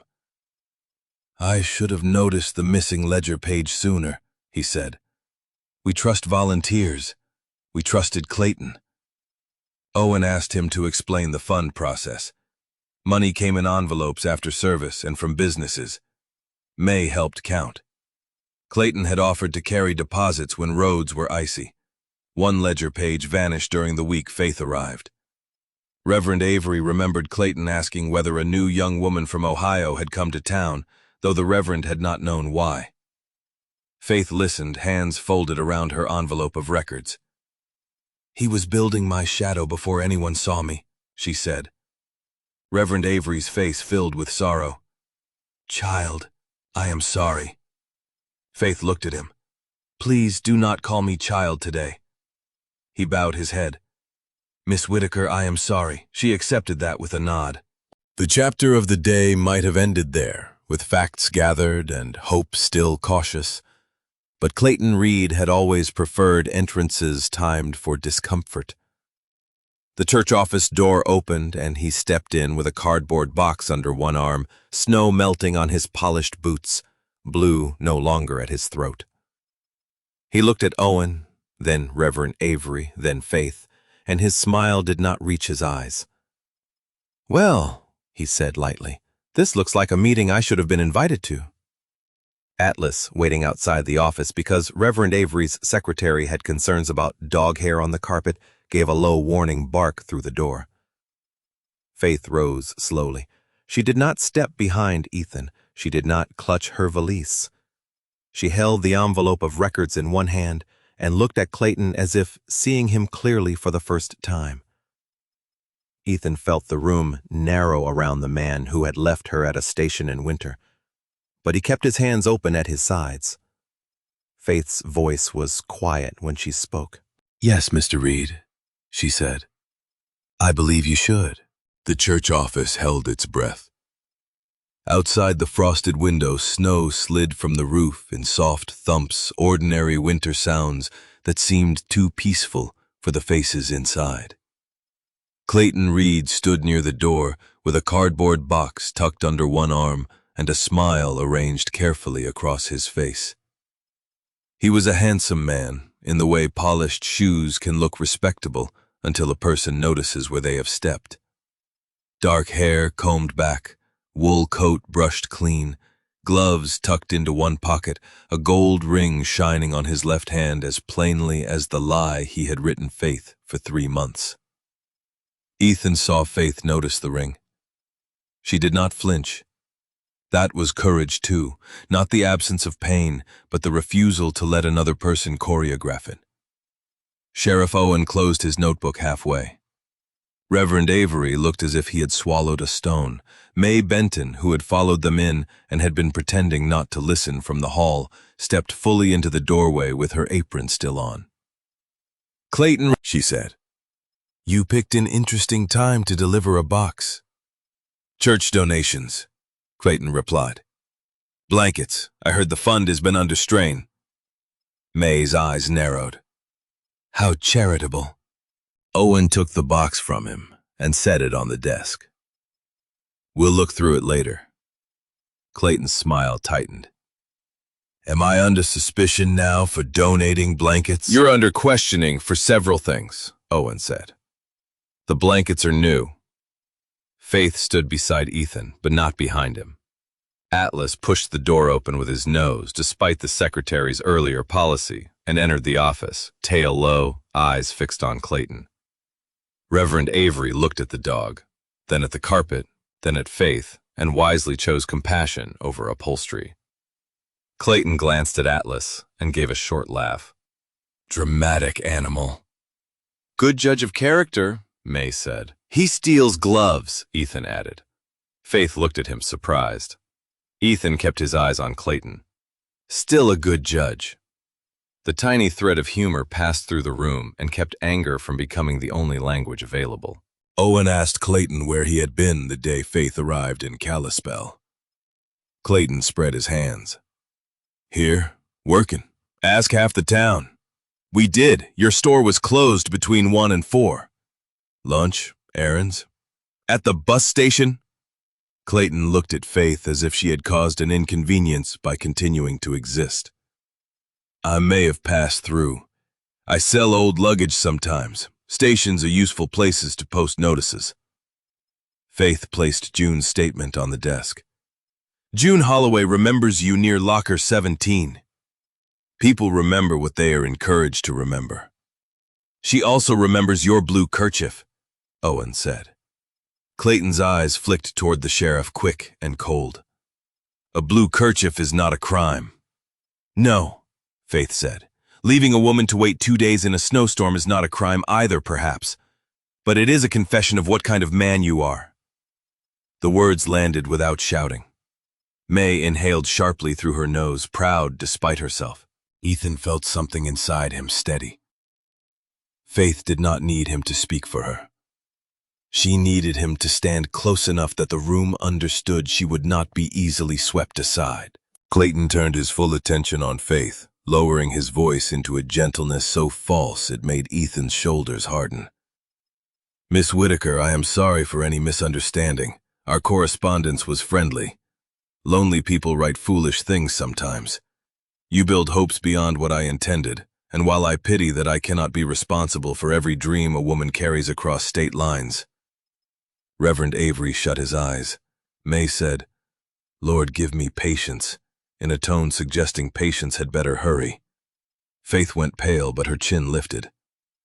"You wrote that you wanted a wife." "In a poetic sense. You wrote that you owned a ranch. A man may hope to own land. You wrote that your wife had died." Clayton's mouth thinned. The ring on his hand glinted under the office lamp. "A private family matter." Ethan took one step forward before he could stop himself. Faith touched his sleeve, not to hold him back by force, to remind him who owned this moment. He stopped. Clayton saw it and smiled, faintly pleased to have found the old engine of anger in another man. Faith saw that too. Her voice, when it came, was softer. "You chose me because I was far away, because my parents were gone, because no one in Montana would know my handwriting or my habits or how I looked when telling the truth. You did not misunderstand me, Mr. Reed. You measured me." For the first time, Clayton's mask shifted. Not much. Enough. Owen saw it, May saw it, Ethan saw it, and wished the law could arrest a man for the expression he wore when kindness stopped being profitable. Clayton recovered. "This is sentimental theater. Sheriff, if you have charges, bring them. If not, I have a business." Owen lifted the fund receipt. "Why is your name on a winter relief fund receipt found in Miss Whitaker's valise?" "I have no idea." "Why does the amount resemble money she sent you?" "Ask her." "Why is a note in your handwriting directing someone to your rear storage after 9? Clayton's eyes moved to the slip of paper. He gave a small laugh. "My handwriting? Half the town has seen my signs. Anyone could copy it." May leaned forward. "Clayton, I have watched you write sale tags for 12 years. You curl your capital R like a fishing hook because you think it looks fancy." Reverend Avery looked at the note. "She is right." Clayton's face darkened, not with violence, but with the irritation of a man whose audience had stopped clapping at the right places. Owen did not arrest him then. He could not cleanly. He took the note, June's statements, and the receipt into evidence, then told Clayton not to leave the county. Clayton laughed at that. "Of course, I am a respectable man." "Respectable men can stay available," Owen said. Clayton moved toward the door, then paused beside Faith. Ethan's body reacted before thought, but he kept still. Clayton spoke just loud enough for her to hear and everyone else to strain. "A woman who travels for a husband she has never met should be careful calling others foolish." Faith's hand tightened around her envelope. Ethan felt anger rise with the old brightness, the kind that promised relief and delivered damage. Atlas growled low and controlled. Faith answered before Ethan could. "A woman who survives being fooled learns quickly. A man who fools her often learns nothing at all." Clayton's smile vanished. Then he put it back on and left. After he was gone, the room exhaled. Reverend Avery sank into his chair. May crossed to Faith and awkwardly put one hand on the young woman's shoulder. "I am sorry you had to stand that close to him." Faith looked at May's hand, then at May's face. "So am I." Owen rubbed his forehead. "I need Lila Reed. If we find her, this may open." "June heard a woman say she would not carry something for Clay," Ethan said. "Could be Lila." "Could be." Owen looked at Faith. "You did well, but he will push back." "He already has," Faith said. "He simply did it with paper before." The sheriff nodded. "Stay alert. Call me if anything feels wrong." Atlas barked once, as if asking for a badge.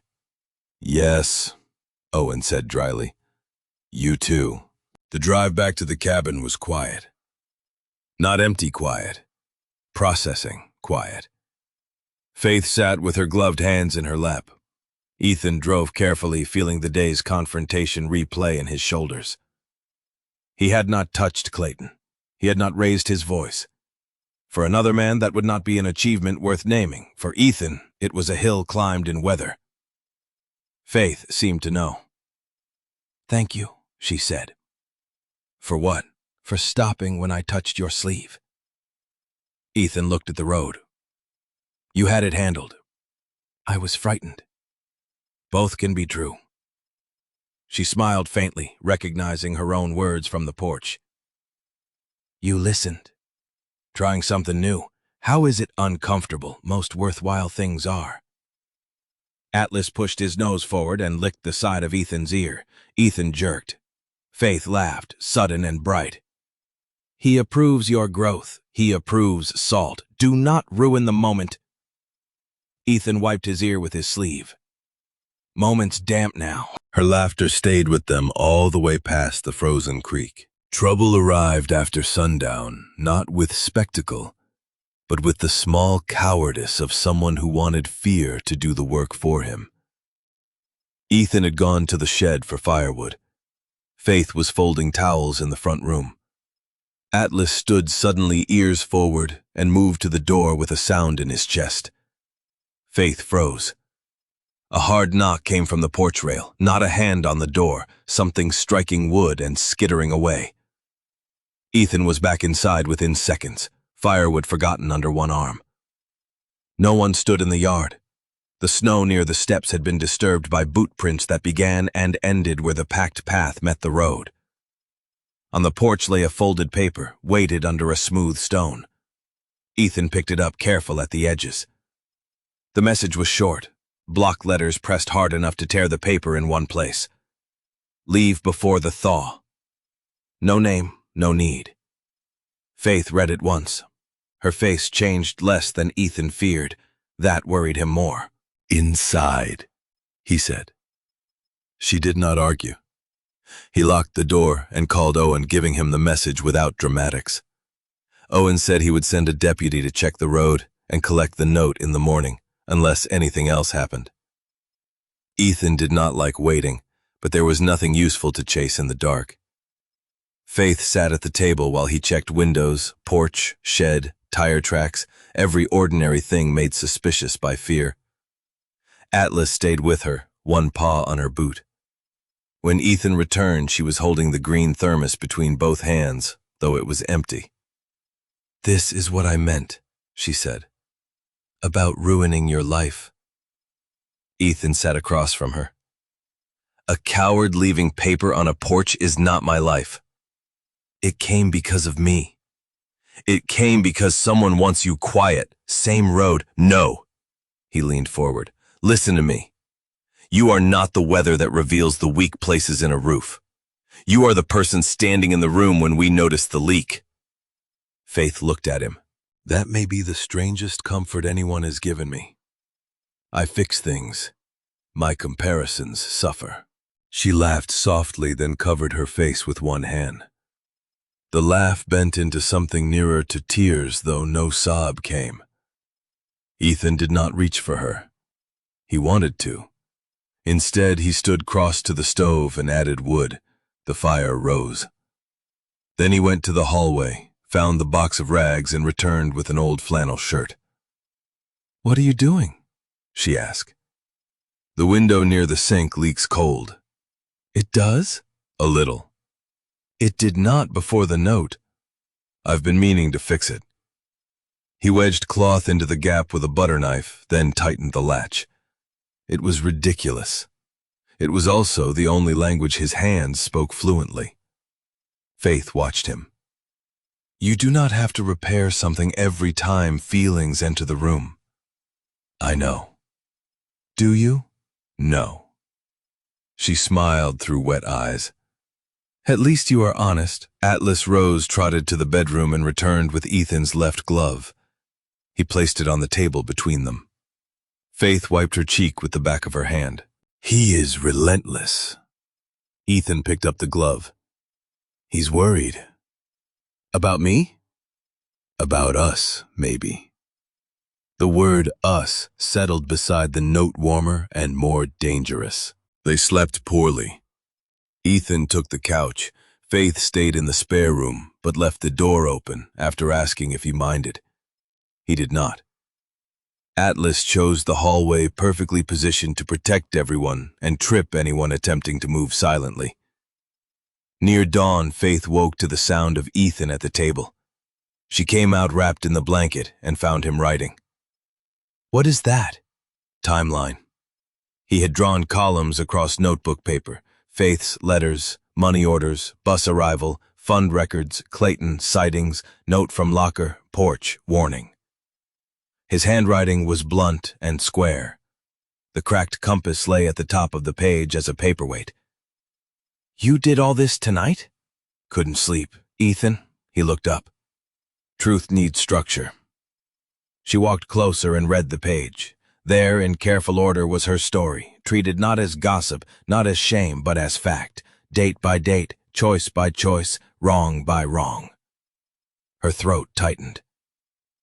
No one has ever written my life down like it mattered. Ethan's face changed. It matters.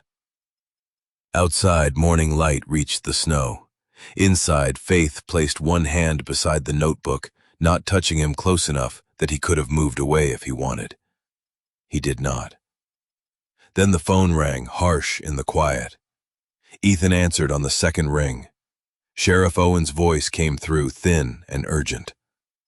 Lila Reed had been found safe in Spokane, and she was willing to talk, but only if Faith Whitaker came too. The call from Sheriff Owen changed the shape of the morning. Until then, the cabin had been holding itself together around ordinary tasks: coffee, firewood, Atlas's breakfast, Faith folding the blanket from the spare room with more precision than exhaustion required. After the call, every object seemed to know they were leaving again. Ethan's notebook lay open on the table, with the timeline of lies written in square, dark letters. Faith read Lila Reed's name where Ethan had added it near the bottom, then looked toward the window. Outside, the snow had stopped, and the sky was a pale wash of blue over the pines. The road would be passable. That no longer felt like mercy. Spokane is far, Faith said. Almost 4.5 hours in good weather, Ethan replied. Longer today. Sheriff Owen said I should come. Lila asked for you. Faith folded her hands. Why would she ask for me? Ethan had several answers, none of them certain. Shame, fear, a need to put a face on the harm her husband had done. A woman trapped in one story, reaching toward another woman trapped in the same man's shadow.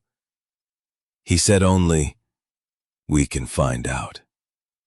Faith nodded, then went to the sink and washed the green thermos, even though it was already clean. Ethan let her.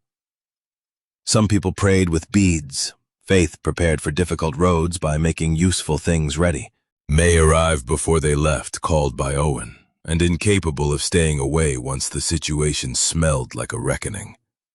She carried a paper sack of sandwiches, a tin of shortbread, and a warning that no one should trust gas station coffee past Idaho.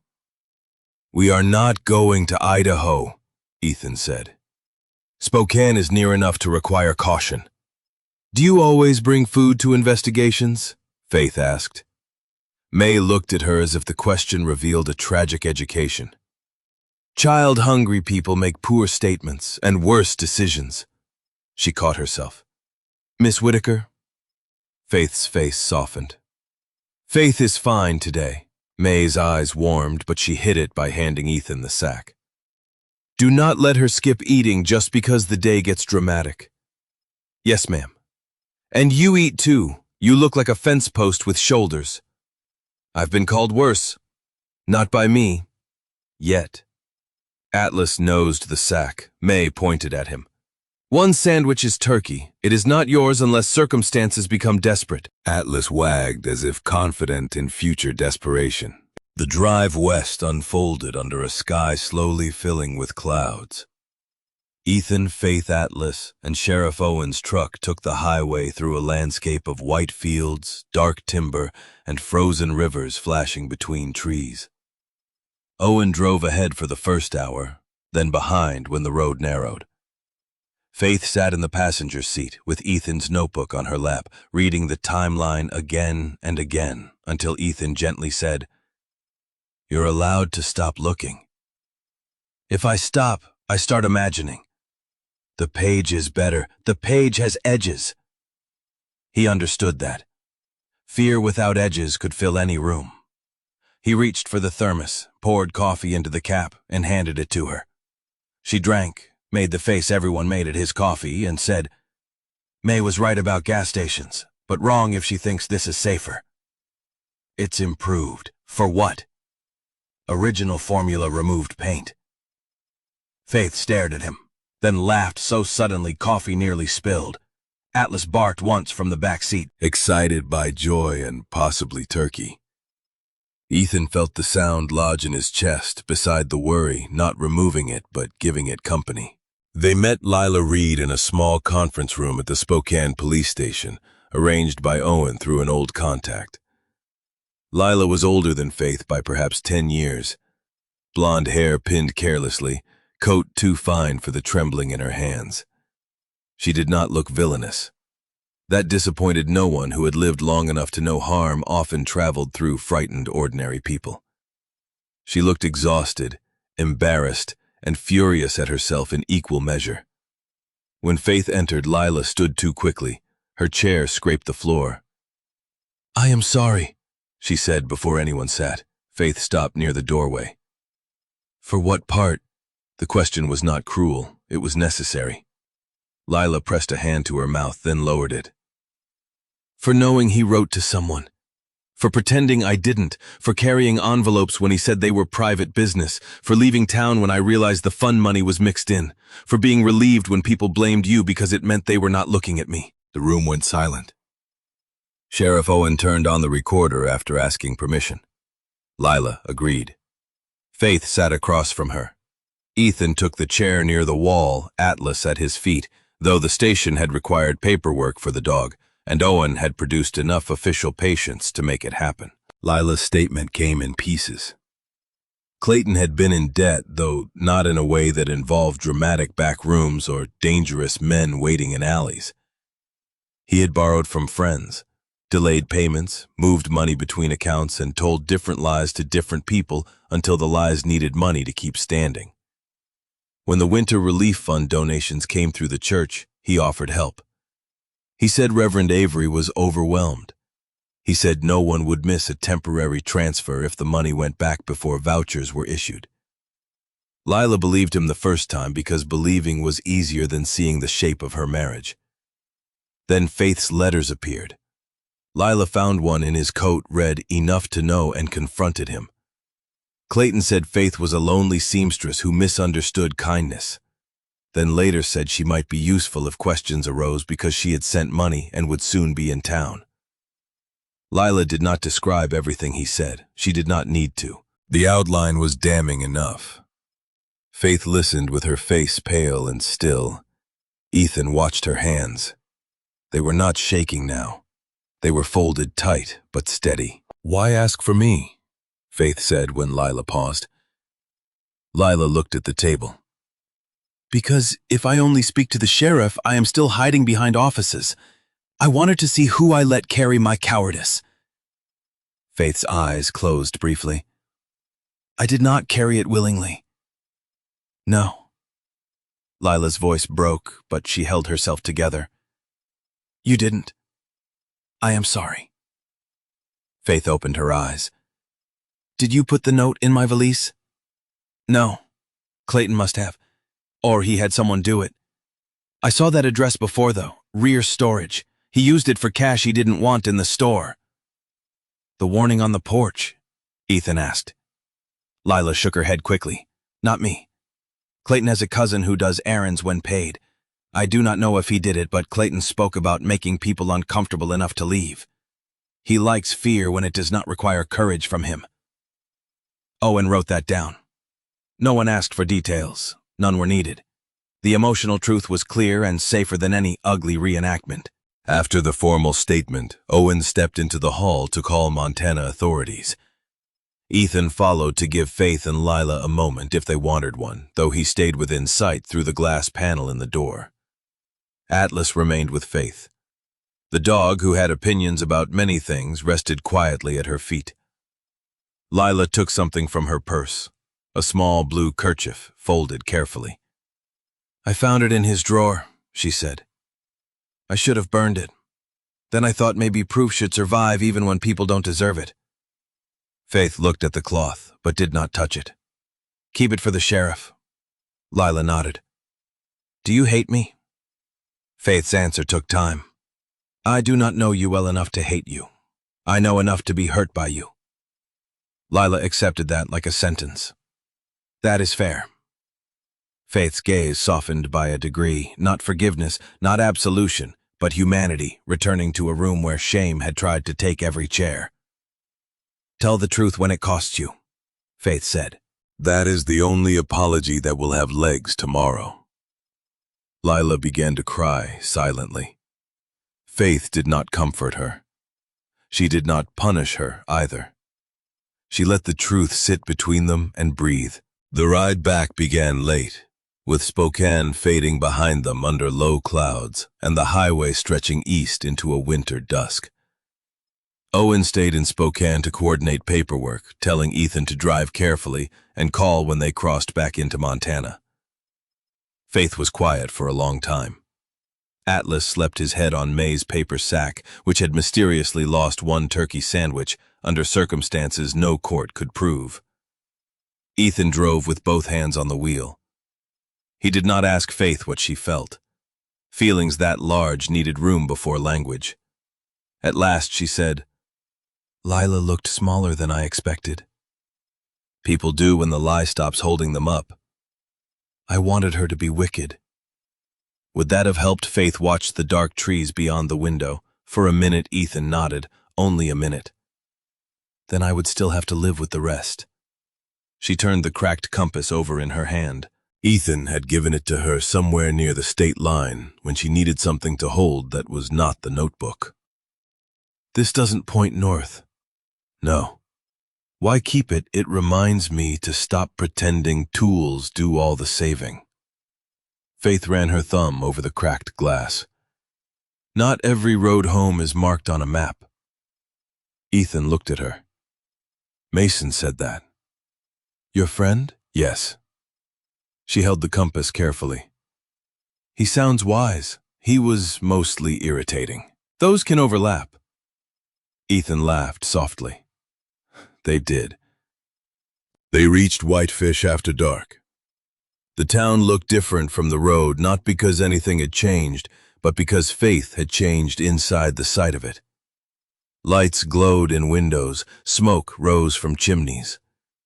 Somewhere in those houses, people had repeated her name with suspicion, pity, curiosity, and boredom. Somewhere in those houses, they would soon have to decide what to do with the truth. Ethan stopped at the church to leave a message for Reverend Avery, because Owen had asked him to. May's diner lights were still on. May herself stepped outside in a coat thrown over her apron, as if she had been watching for them through the glass. Faith got out before Ethan could tell her to stay warm. May crossed the snowy sidewalk. "Well?" she asked. Faith's composure faltered, then, perhaps because May's concern was blunt enough to lean against, "Lila told the truth." May closed her eyes. "Thank God." Then she opened them and said, "Come inside, both of you. I have stew." Ethan started to protest. May pointed at him. "Do not make me chase a former Navy man with a ladle." Faith looked at Ethan. "You should obey. I have faced worse threats." May lifted the ladle visible in her hand. "Have you?" Ethan reconsidered. They went inside. The diner was closed to customers, but warm chairs stacked on tables, radio low behind the counter. May served stew in deep bowls and sat with them. Faith told her enough, not all, and May listened without interrupting. At one point, she reached across the table and covered Faith's hand with her own.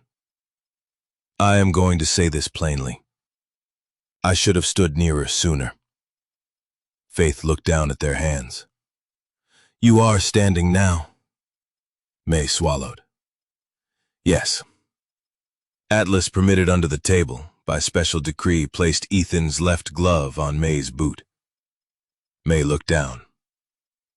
What is this? Diplomacy, Faith said. Or theft, Ethan said. May picked up the glove and laid it on the table. Maybe both. They all sat quietly for a moment, tired beyond appetite and hungry beyond food.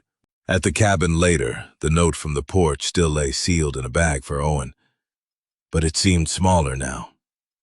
Not harmless. Smaller. Faith stood by the stove holding the cracked compass. When this is over, she said, I may still need to leave. Ethan felt the sentence enter him slowly. I know. Clara might write back. There may be work in Ohio. I know. You won't ask me to stay? He looked at the fire. Every selfish part of him wanted to say the thing that would place weight on her choice. He would not. No. Faith's hand closed around the compass. Why? Ethan took a while. Because Clayton used wanting to make a cage. I won't. She looked at him then, and the tenderness in her face was more frightening than anger. Atlas sighed from under the table, as if humans were difficult but worth monitoring. Outside, the thaw had not come yet. Snow still covered the ground, but somewhere under it, hidden from sight, water had begun to move. The thaw began on a Tuesday, with water dripping from the cabin roof in slow, uneven taps, like a clock that had forgotten its rhythm and was trying to learn time again. Snow still covered the yard, but its surface had dulled from white to silver, and here and there the dark tips of buried grass showed through. Ethan stood on the porch before sunrise with a mug of coffee in one hand and his phone in the other, listening to Sheriff Owen explain that Clayton Reed had not opened his store, had not answered his home phone, and had not reported to the office as requested. Lila's statement had reached Montana before dawn. A judge had signed papers. Deputies were checking known addresses. He is moving, Owen said. Ethan looked toward the road where yesterday's tire tracks had softened into ruts. Where? Likely north or west, but his storage unit behind the store has been cleared in a hurry. We found packing twine, empty cash envelopes, and records from the fund, not the money. Faith came to the door wrapped in the wool blanket, hair braided, face still heavy with sleep, but eyes alert. Atlas pushed past her and sat beside Ethan, shoulder against his leg. Owen continued. I need Miss Whitaker for a statement later, not now. Keep her at the cabin unless I call. Ethan looked at Faith. She read enough from his face to know the morning had turned. What happened? She asked. Ethan ended the call and told her. Faith did not panic. Ethan had stopped expecting that from her. She set the blanket over the porch rail, went inside, and filled the green thermos. Then she cut bread-wrapped cheese in cloth and put May's remaining shortbread into a tin. Owen said stay here, Ethan said. I heard you say that. And yet you're packing like a woman who heard something else. I am packing because waiting is easier with food. Faith. She turned from the counter. If he runs the town, we'll still have his story stuck in its teeth. Lila's statement helps. June helps. The records help. But if he disappears with enough unanswered questions, some people will keep a corner of doubt from me because doubt lets them avoid shame. Ethan knew she was right. He hated that she was right. Owen told us not to move. Then we do not chase Clayton. Good. We go to May. Ethan stared at her. That is your compromise? May knows everyone. If Clayton is moving through this town, someone saw something and told someone who told someone who told May, while pretending not to gossip. Atlas wagged. Ethan looked at the dog. Do not encourage strategy. May's diner was not officially open when they arrived. though the door was unlocked and the smell of biscuits had already escaped into the street. Whitefish looked bruised by thaw snowbanks collapsing at the edges, brown slush under tires, icicles dropping from awnings in sudden little crashes. Faith walked beside Ethan, not behind him, with Atlas at her other side. A few people on the sidewalk watched. One man nodded at Ethan, then hesitated before nodding at Faith, too. She returned it. It was a small thing. Small things had weight. May stood behind the counter writing something in a ledger, reading glasses low on her nose. "I said stew last night, not breakfast theater," she called without looking up. "Clayton's gone," Ethan said. May's pen stopped. She looked up. "Gone how?" "Store closed, house empty, Owen's looking." May removed her glasses. "Lord preserve us from men who pack fast." Faith stepped forward. "May, who would he ask for help?" May's face changed from diner owner to field commander in less than a second. "Sit down. Eat a biscuit. I will think." Thinking from May involved 3 phone calls, 1 trip to the kitchen, and a conversation with a delivery driver who had not intended to provide information, but left having done so thoroughly. Clayton's cousin Earl Reed had bought fuel before sunrise at the edge of town and asked whether the North Road was clear. A woman from the laundromat had seen Clayton's truck near the old rail warehouse after midnight. Reverend Avery had noticed the church office side door unlocked at dawn, though nothing obvious was missing because Owen already had the remaining records. May wrote it all down while Faith watched with a mixture of awe and alarm. "You should have been sheriff," Faith said. May snorted. "Too many meetings." Ethan called Owen and relayed the details. Owen told him very firmly to stay put. Ethan said, "Acknowledged." Faith looked at him. May said, "That is not a promise." Faith and Ethan answered together, "I know." They looked at each other. May's eyebrows rose. Well, at least the foolishness is synchronized. They did not chase. That was important, and Ethan repeated it to himself, as if reciting a rule on a range. They did not race down icy roads. They did not confront a desperate man alone. They gave Owen information, then stayed in the diner where half the town could see them, which turned out to be its own kind of action. People came in for coffee and found Faith sitting at a booth with May beside her, Atlas under the table, Ethan facing the door. The arrangement said something without a speech. May asked Faith to help sort donation slips for the fund because Reverend Avery had sent copies over. Faith hesitated, then agreed. Her handwriting looked clean and careful across the diner ledger. An older man named George Bell brought 2 jars of coins collected at his barber shop and set them on the counter. He looked at Faith, took off his cap and said, "Miss." Nothing more. It was clumsy. It was also the first respect he had offered. Faith nodded. "Sir." The jars clinked as May moved them to the shelf. In the corner, Mrs. Langley from the post office watched, then approached with a bag of fabric scraps. "For quilts," she said to May, though her eyes were on Faith. "If the fund is still making them." "It is," Faith said before May could answer. Mrs. Langley looked uncertain, then placed the bag on the table. "Good." Near noon, Owen called. Clayton's truck had been found near the old rail warehouse outside town. No dramatic showdown, no chase for people to turn into legend. Owen and 2 deputies had gone in, carefully spoken to Clayton, and taken him into custody after finding records and sealed envelopes tied to the Winter Relief Fund. The remaining money had not all been recovered, but enough proof existed to show how the scheme had worked. Earl Reed was cooperating, mostly because May's delivery driver had seen him clearly, and because courage often visited men after consequences entered the room wearing a badge. Clayton denied everything at first, then blamed confusion, then blamed Lila, then blamed Faith, in a final attempt so thin, Owen said it barely kept warm. Ethan listened to the sheriff's voice, feeling no triumph. Triumph would have been too simple.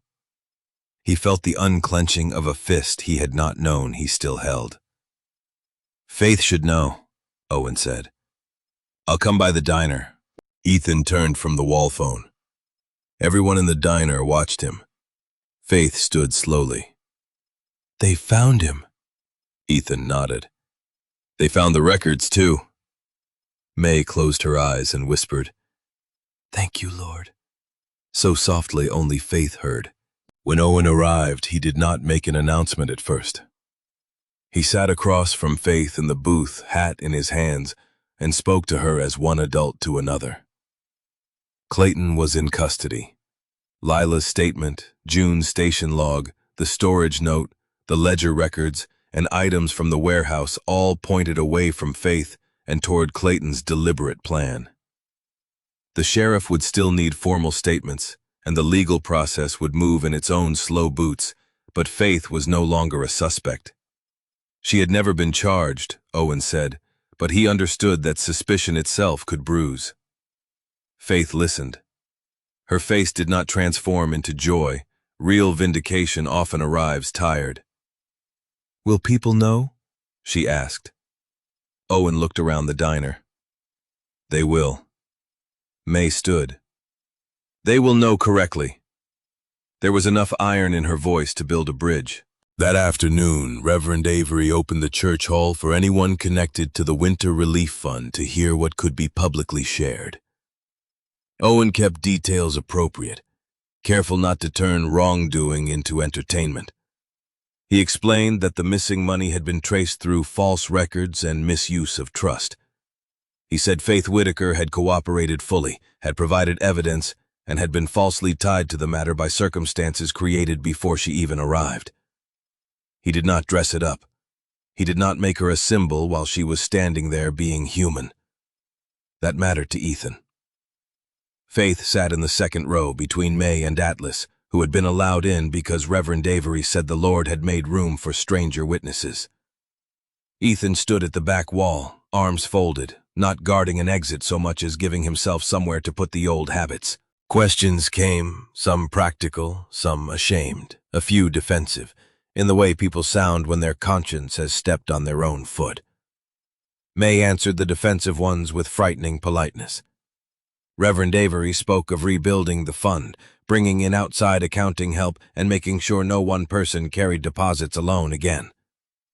Faith did not speak until Mrs. Langley, cheeks red, asked whether Miss Whitaker intended to stay in Whitefish after all this unpleasantness. The word unpleasantness moved through the room like a bad smell. Faith stood. Ethan straightened, but did not move. "It was more than unpleasant," she said. Her voice was not loud. It reached every corner. "A man lied to me. Some of you believed the worst of me because believing it gave your fear somewhere to sit. Some of you were kind only after you knew it was safe. I am grateful for the truth today, but I am not required to pretend the road here was gentle." No one spoke. Faith touched Atlas's head. "I do not know yet whether I will stay. I do know that if I do, I will not stay as the girl from Ohio who needed rescue. I will stay as Faith Whitaker, who can keep books, sew a straight seam, make terrible coffee drinkable if given enough milk, and recognize a lie much faster than she used to." A murmur moved through the hall. Not gossip this time. Something more like respect learning to stand. May wiped her eyes with the corner of her apron and pretended she had flour in them. Reverend Avery smiled gently. Owen looked at Ethan, and Ethan looked away because the pride in his chest felt too visible. After the meeting, people approached Faith one by one. Some apologized well, some apologized badly. A few offered casseroles because in Whitefish remorse often traveled in covered dishes. Faith accepted what she could and declined what felt like performance. When George Bell said, "We should have asked more before talking," she answered, "Yes, you should have." He nodded. No forgiveness forced, no cruelty returned, just truth given room to do its work. At sunset, Ethan drove Faith back to the cabin. The sky over the mountains burned pink and gold, reflecting off the melting snow until the whole valley seemed lit from underneath. Faith held a stack of papers on her lap. Official copies, a note from June, a carefully worded apology from Reverend Avery, and a small envelope May had pressed into her hand, containing marigold seeds. "For when the ground remembers," May had said, pretending the line was not beautiful. Faith touched the seed envelope now. "I thought being cleared would feel cleaner." Ethan nodded. "Doesn't always." "What did it feel like for you, coming home?" He kept driving. "Like everyone wanted me to be grateful, in a language I didn't speak yet." Faith looked at him. "Did you learn it?" "Some days." She rested her head against the seat. Atlas slept behind them, one paw over Ethan's left glove. The Bronco hummed along the wet road. At the cabin, Faith did not take her valise to the spare room. She set it by the table, unlatched, and left it there. Ethan noticed. He did not comment. Some victories were too quiet to survive being named too soon. That night, while Faith slept, Ethan stood on the porch and looked at the thawing yard. Water dripped from the eaves. The stars came out between clouds. For weeks he had thought the danger was proving Faith innocent. Now he understood another, harder task waited behind it, letting her decide who she would be when survival no longer made every choice for her. He wanted her to stay. The wanting was clean and frightening. It did not feel like loneliness reaching for a cure. It felt like a door opening in a house he had believed condemned. Atlas came out and leaned against him, then dropped the left glove on the porch boards. Ethan picked it up. "You think you're subtle?" he told the dog. Atlas wagged. Inside the cabin, lamp glowed over the table where Faith's papers lay beside the cracked compass. The road home was still unmarked, still muddy under thawing snow. But for the first time in years, Ethan wondered if a map had never been the point. The days after Clayton Reed's arrest did not become easy. They became honest, which was better and more demanding. Whitefish woke each morning to thawing streets, wet boots, and the uncomfortable work of remembering exactly what had been said in grocery aisles, post office lines, church pews, and diner booths. Snow slid from roofs in heavy sheets. Gutters overflowed. The town looked as if winter had opened every drawer and left people to sort the contents. Faith found that being cleared did not stop every glance. Some people looked at her with guilt, some with admiration. Some avoided her because shame made cowards of them for another week. She accepted none of it as the final measure of herself. That was new. She still woke some mornings with the old instinct to pack before anyone could change their mind about kindness. Then Atlas would appear in the doorway holding a sock, a glove, or once, with great pride, a dish towel, and the urge would loosen into laughter before it could become a plan. Ethan watched the change in her without rushing it. He drove her to the sheriff's office for formal statements to the church, for fund records to the post office, where a letter from Clara Bell finally arrived from Cincinnati. He waited outside when she asked him to, and came in when she waved him closer. He learned the discipline of not making himself necessary in every room. It was harder than any inspection he had ever passed. Faith's letter from Clara offered practical comfort. A cot in a boarding room if Faith returned, work at a small alterations shop, and a line that made Faith sit quietly for a long time. "If Montana has broken your heart, come home. But do not confuse the place that hurt you with the place where you healed." Faith folded that letter and placed it beside Ethan's cracked compass. He saw it there and said nothing. At supper, she asked whether the Bronco could make it to Ohio. "Eventually," he said. "With enough tools, prayer, and apologies to several mechanics." "That sounds expensive." "Emotionally or financially?" "Both." "Yes." She smiled, but the question stayed between them. May Benton became, without a vote, the commander of the rebuilt Winter Relief Fund. Reverend Avery tried to suggest a committee chair election, and May told him elections were for people who had time to watch men nominate each other. Faith became temporary record keeper because her handwriting was neat, her arithmetic was exact, and because she understood better than anyone what happened when records were treated casually. Some people objected in soft ways. May cut those objections into small pieces with politeness. "If you trusted Clayton because his boots were shiny," she told one man, "you can trust Faith because her columns add up." The man had no answer ready. Faith sat at the church office desk with ledger pages in front of her and felt for the first time since arriving that her labor was not payment for being tolerated, it was contribution. She wrote names, amounts, dates, vouchers, and notes about delivery routes. Ethan repaired the office cabinet lock. Reverend Avery brought tea. Atlas slept under the desk and gently trapped the Reverend's shoe for 20 minutes, which everyone pretended not to notice. The public meeting came a week after Clayton's arrest, not because Owen needed it legally, but because Reverend Avery said a wound made in public should not be dressed only in private. The church hall filled slowly. People came with casseroles, notebooks, apologies rehearsed in the mirror, and the wary expressions of folks afraid they would be asked to feel more than was convenient. Faith wore her blue dress, mended and brushed clean, with May's dark cardigan around her shoulders. Ethan had offered to buy her a new dress, then nearly bit his tongue when he heard how that sounded. Faith had looked at him with amusement. "You may buy thread," she said. "Thread I can accept." So he had bought 6 spools and felt absurdly proud when she used one to repair the cuff. Atlas wore nothing but his own sable dignity, though May had threatened to tie a ribbon on him until he hid under the table.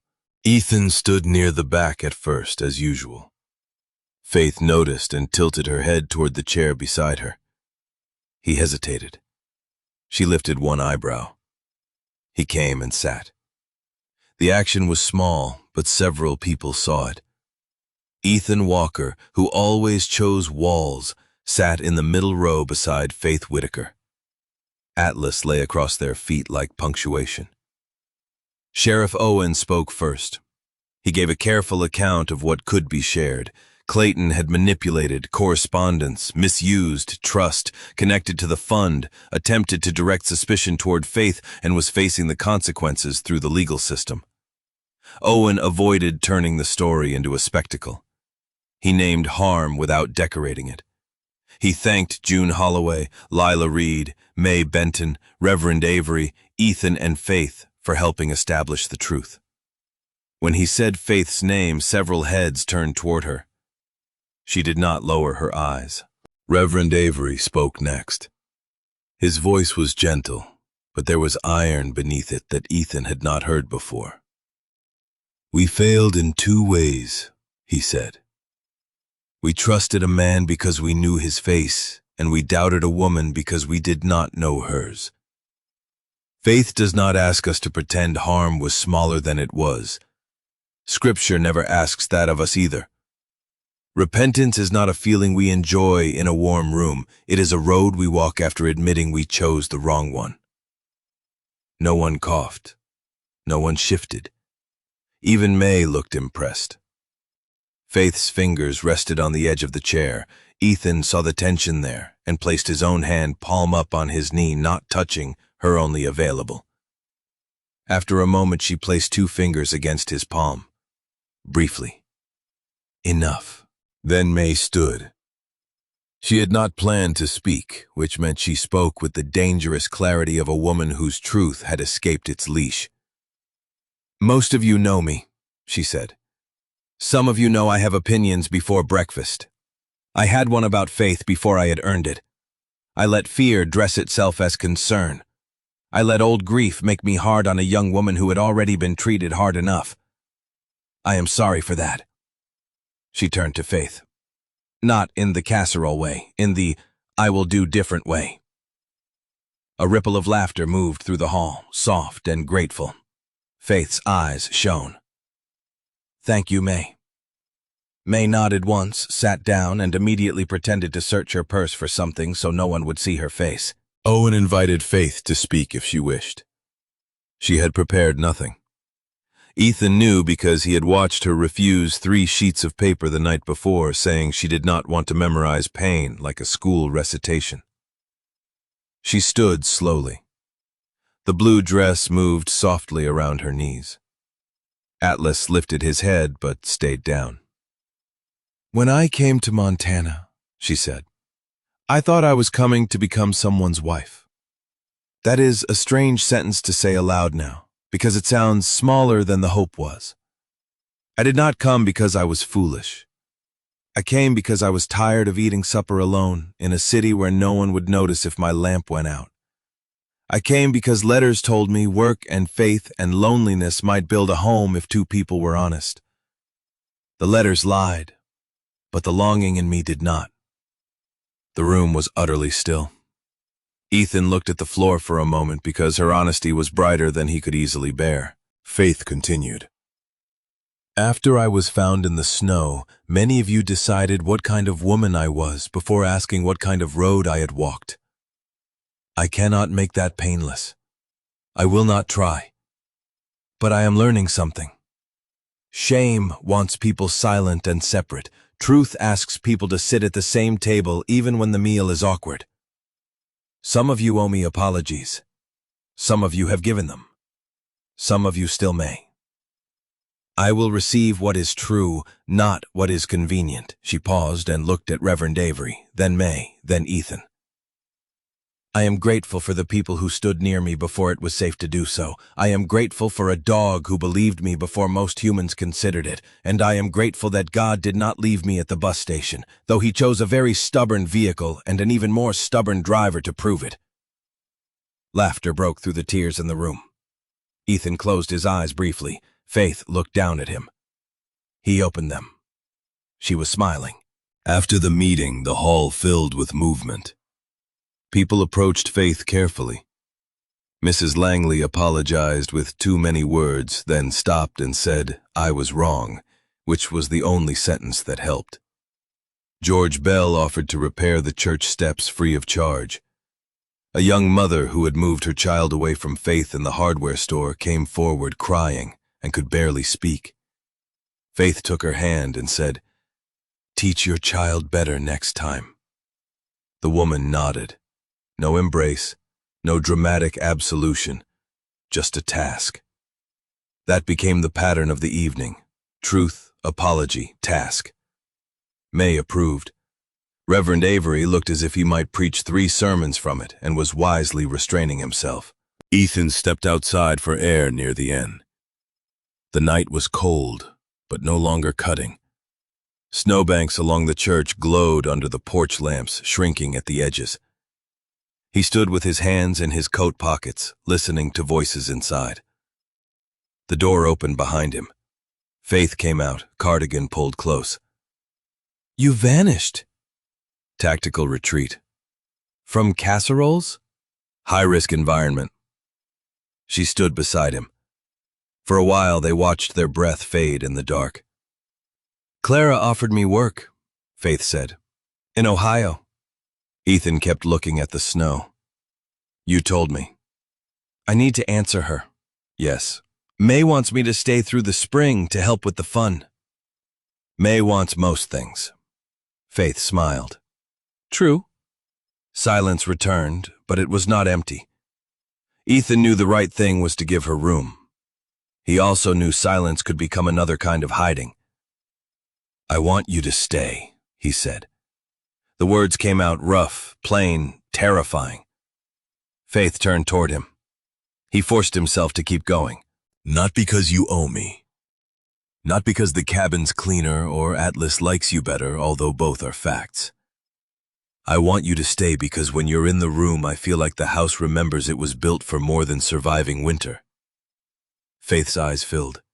Ethan looked down, then back up. "But I won't ask you to make my wanting into your duty." She was quiet a long time.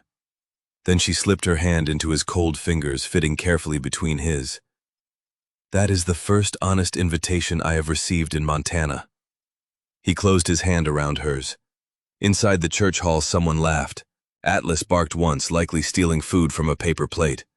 Faith leaned her shoulder against Ethan's arm. I do not know my answer yet. I know. Will you wait without making it noble? Ethan looked at her. I'll probably repair things. She laughed through tears. That I can believe. They drove home under stars. The Bronco's headlights shone over wet road black pines and snowbanks, slowly giving themselves back to earth. Faith did not speak much, and Ethan did not fill the quiet. At the cabin, Atlas trotted inside first and placed Ethan's left glove in the center of the table like a final argument. Faith picked it up and set it beside the cracked compass. Then she took Clara's letter from her valise and placed it there too. 3 objects, 3 roads. Past, present, possibility. Ethan banked the fire. Faith stood by the window and looked out at the yard where the marigold seeds waited for a season that had not quite arrived. Not every road home is marked on a map, she said softly. Ethan came to stand beside her, close but not crowding. No. She looked at his reflection in the glass. Then maybe I should stop asking the map to decide. Outside, somewhere beneath the thinning snow, the ground held its breath and waited for spring. Spring did not arrive in Whitefish all at once. It came shyly, with mud on its hem and cold still hiding in the shadows. Snow retreated from the cabin yard in uneven patches, revealing flattened grass, pine needles, lost screws from Ethan's endless repairs, and one of Atlas's stolen gloves that had apparently spent part of the winter conducting private business beneath the porch. The morning Faith found it, she held it up between 2 fingers. Evidence, she said. Ethan was kneeling beside the steps, replacing a board that had complained since November. He looked over his shoulder. That glove deserted. It was abducted. Atlas sat in the yard with his tongue out, looking innocent in a way no jury would accept. We may never know the truth, Ethan said. Faith tucked the glove into her coat pocket. Truth usually comes out around here. Eventually. The words were light, but both of them heard the deeper current beneath. Around them, meltwater dripped from the eaves into muddy grooves, and the air smelled of thawing earth, pine resin, wood smoke, and the faint mineral scent of a season turning over in its sleep. Faith had not answered Clara's letter quickly. For 2 weeks she carried it folded inside her Bible, reading it at the kitchen table, while Ethan pretended not to watch from the workbench. Clara wrote again, not pressing, only reminding Faith that a room waited in Cincinnati if she needed it. May, with a restraint that cost her visibly, did not campaign for Faith to stay more than twice a day.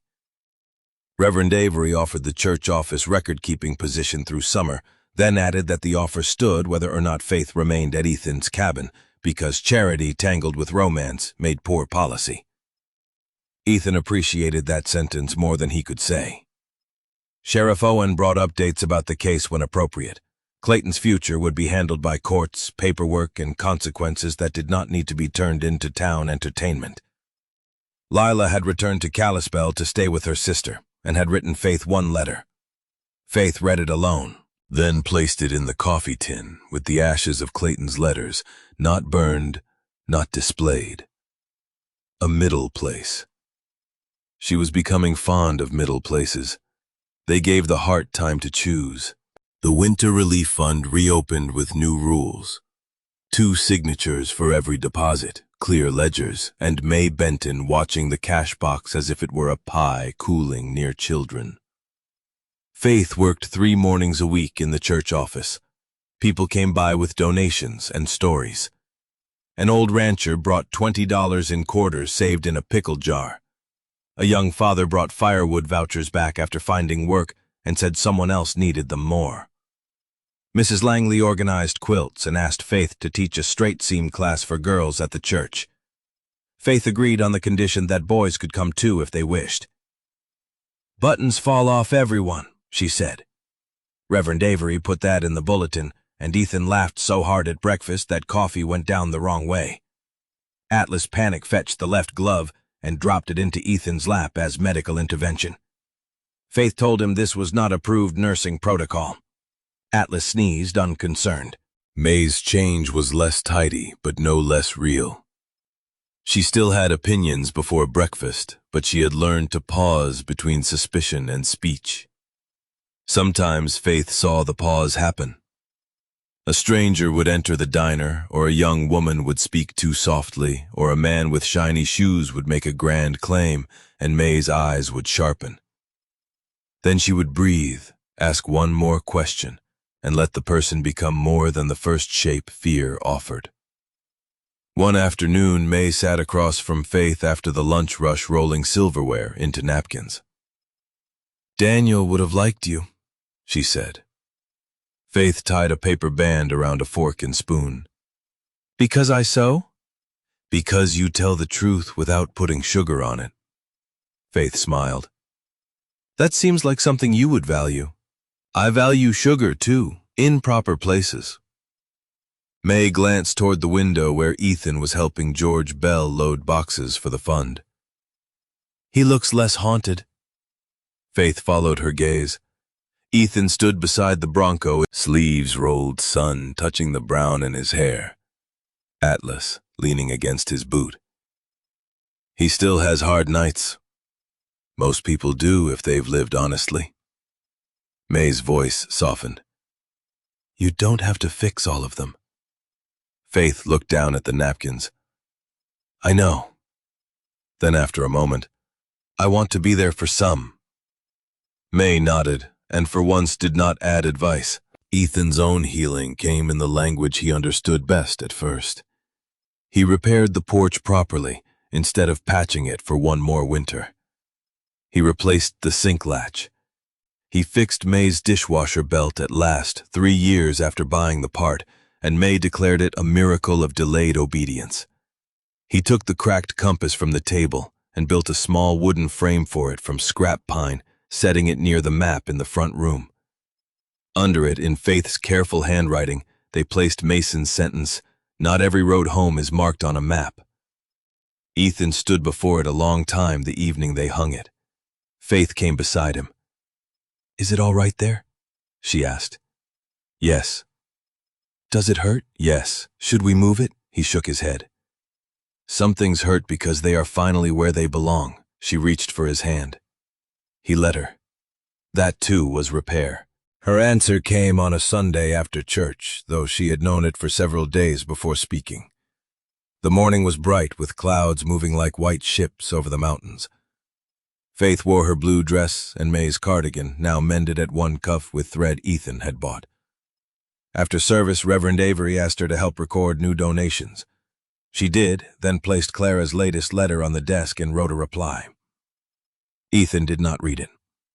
He stood outside talking with Owen about tires weather and the strange peace that follows hard truth. Atlas lay in the sun, allowing 3 children to pet him in shifts while maintaining the gravity of a decorated officer. When Faith came out, she carried the letter unsealed. "I told Clara I am not coming back this spring," she said. Ethan's heart moved so hard he had to look away toward the street. "All right. I told her I may visit in summer if the Bronco can be trusted." "The Bronco heard that." "Good. It should feel challenged." He looked at her then. She was smiling, but tears stood in her eyes. "Faith, I am staying in Whitefish. Not because every hurt has vanished, not because the town deserves me, not even because I love your terrible coffee, although I am developing a concerning tolerance." He laughed once, breathless. She stepped closer. "I am staying because I choose this life with my eyes open. The work, the porch, the fund, May's threats, Atlas's crimes, and you, Ethan Walker, if you are still inviting me without making it a cage." He swallowed. "I am. Then yes." Such a small word. It changed the weather. They did not rush into marriage because the story had earned joy, not foolishness. Faith moved from the spare room only when she chose to, and before that she insisted on buying curtains with her own wages from the church office. Ethan built her a sewing table near the window, where morning light was best. May hosted a supper for no reason whatsoever, which fooled no one, and fed 37 people. Reverend Avery blessed the rebuilt Winter Relief Fund and prayed over the town in a way that named mercy and accountability in the same breath. June Holloway came from Kalispell and brought a tin of vending machine cookies as a joke. Lila sent money to the fund through her sister and a note that said she would keep telling the truth. Faith accepted the donation and recorded it properly. She did not answer the note right away. Some doors opened slowly. That was all right. The marigolds were planted on a Saturday in May. The ground beside the porch had softened enough to turn with a hand spade, though clumps of stubborn, cold soil still clung together under the surface. Faith knelt in the dirt, wearing an old apron over her dress, hair pinned back, sleeves rolled. Ethan sat on the step beside a tray of seedlings May had started in coffee tins. Atlas supervised from the walkway, occasionally attempting to sniff the holes for quality assurance. "These are not snacks," Faith told him. Atlas looked wounded. He heard marigold and thought meat, Ethan said. "That is not how language works. For him it is." Faith laughed and pressed a seedling into the soil. Orange and gold petals trembled in the breeze. "My mother said marigolds were stubborn enough for poor soil. She was right.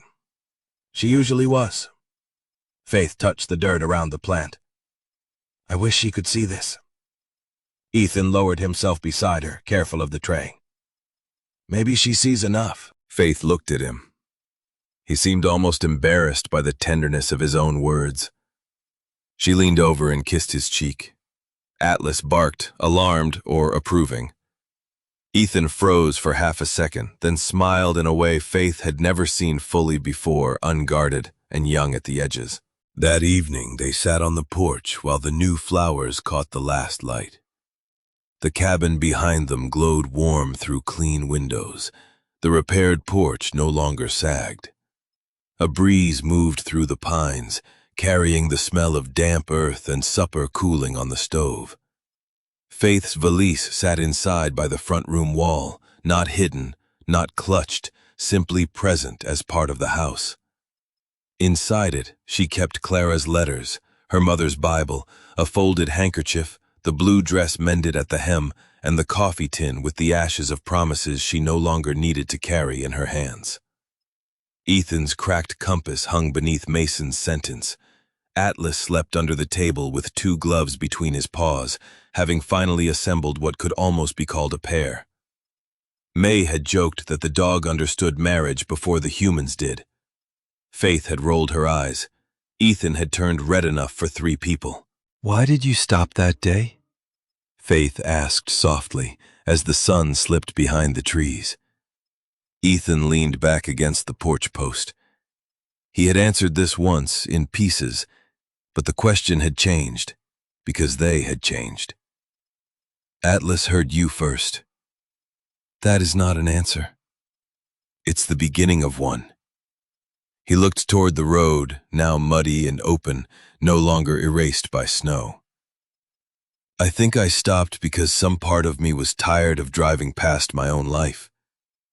I saw you there, and I knew if I left you, the last decent room in me would close." Faith listened, tears bright but peaceful. "I am glad you stopped." "Me too. I was so angry at that road." "Reasonable. Now I think maybe a road can be cruel for a while and still not own the ending." Ethan took her hand. "You should put that on Reverend Avery's bulletin. May would embroider it, then we say nothing." Faith laughed and leaned her head against his shoulder. Atlas opened one eye, saw that everyone remained accounted for, and went back to sleep. The first stars appeared over Whitefish. Somewhere in town the diner bell rang as May closed for the night. Somewhere Reverend Avery locked the church office where Faith's ledgers rested in perfect columns. Somewhere June Holloway probably bullied a traveler into accepting cookies. Life had not become flawless. It had become lived. That was better. Ethan and Faith sat together under the soft dark, 2 people who had reached Montana by very different wounds and found not a rescue fantasy, not a fairy tale without mud, but a home made by daily choices.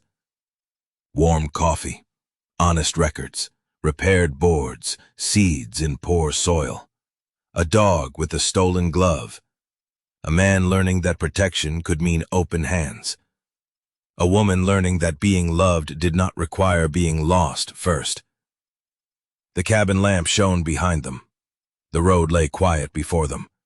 And though no map had marked the way they had found it, sometimes God answers a prayer with a door we do not recognize.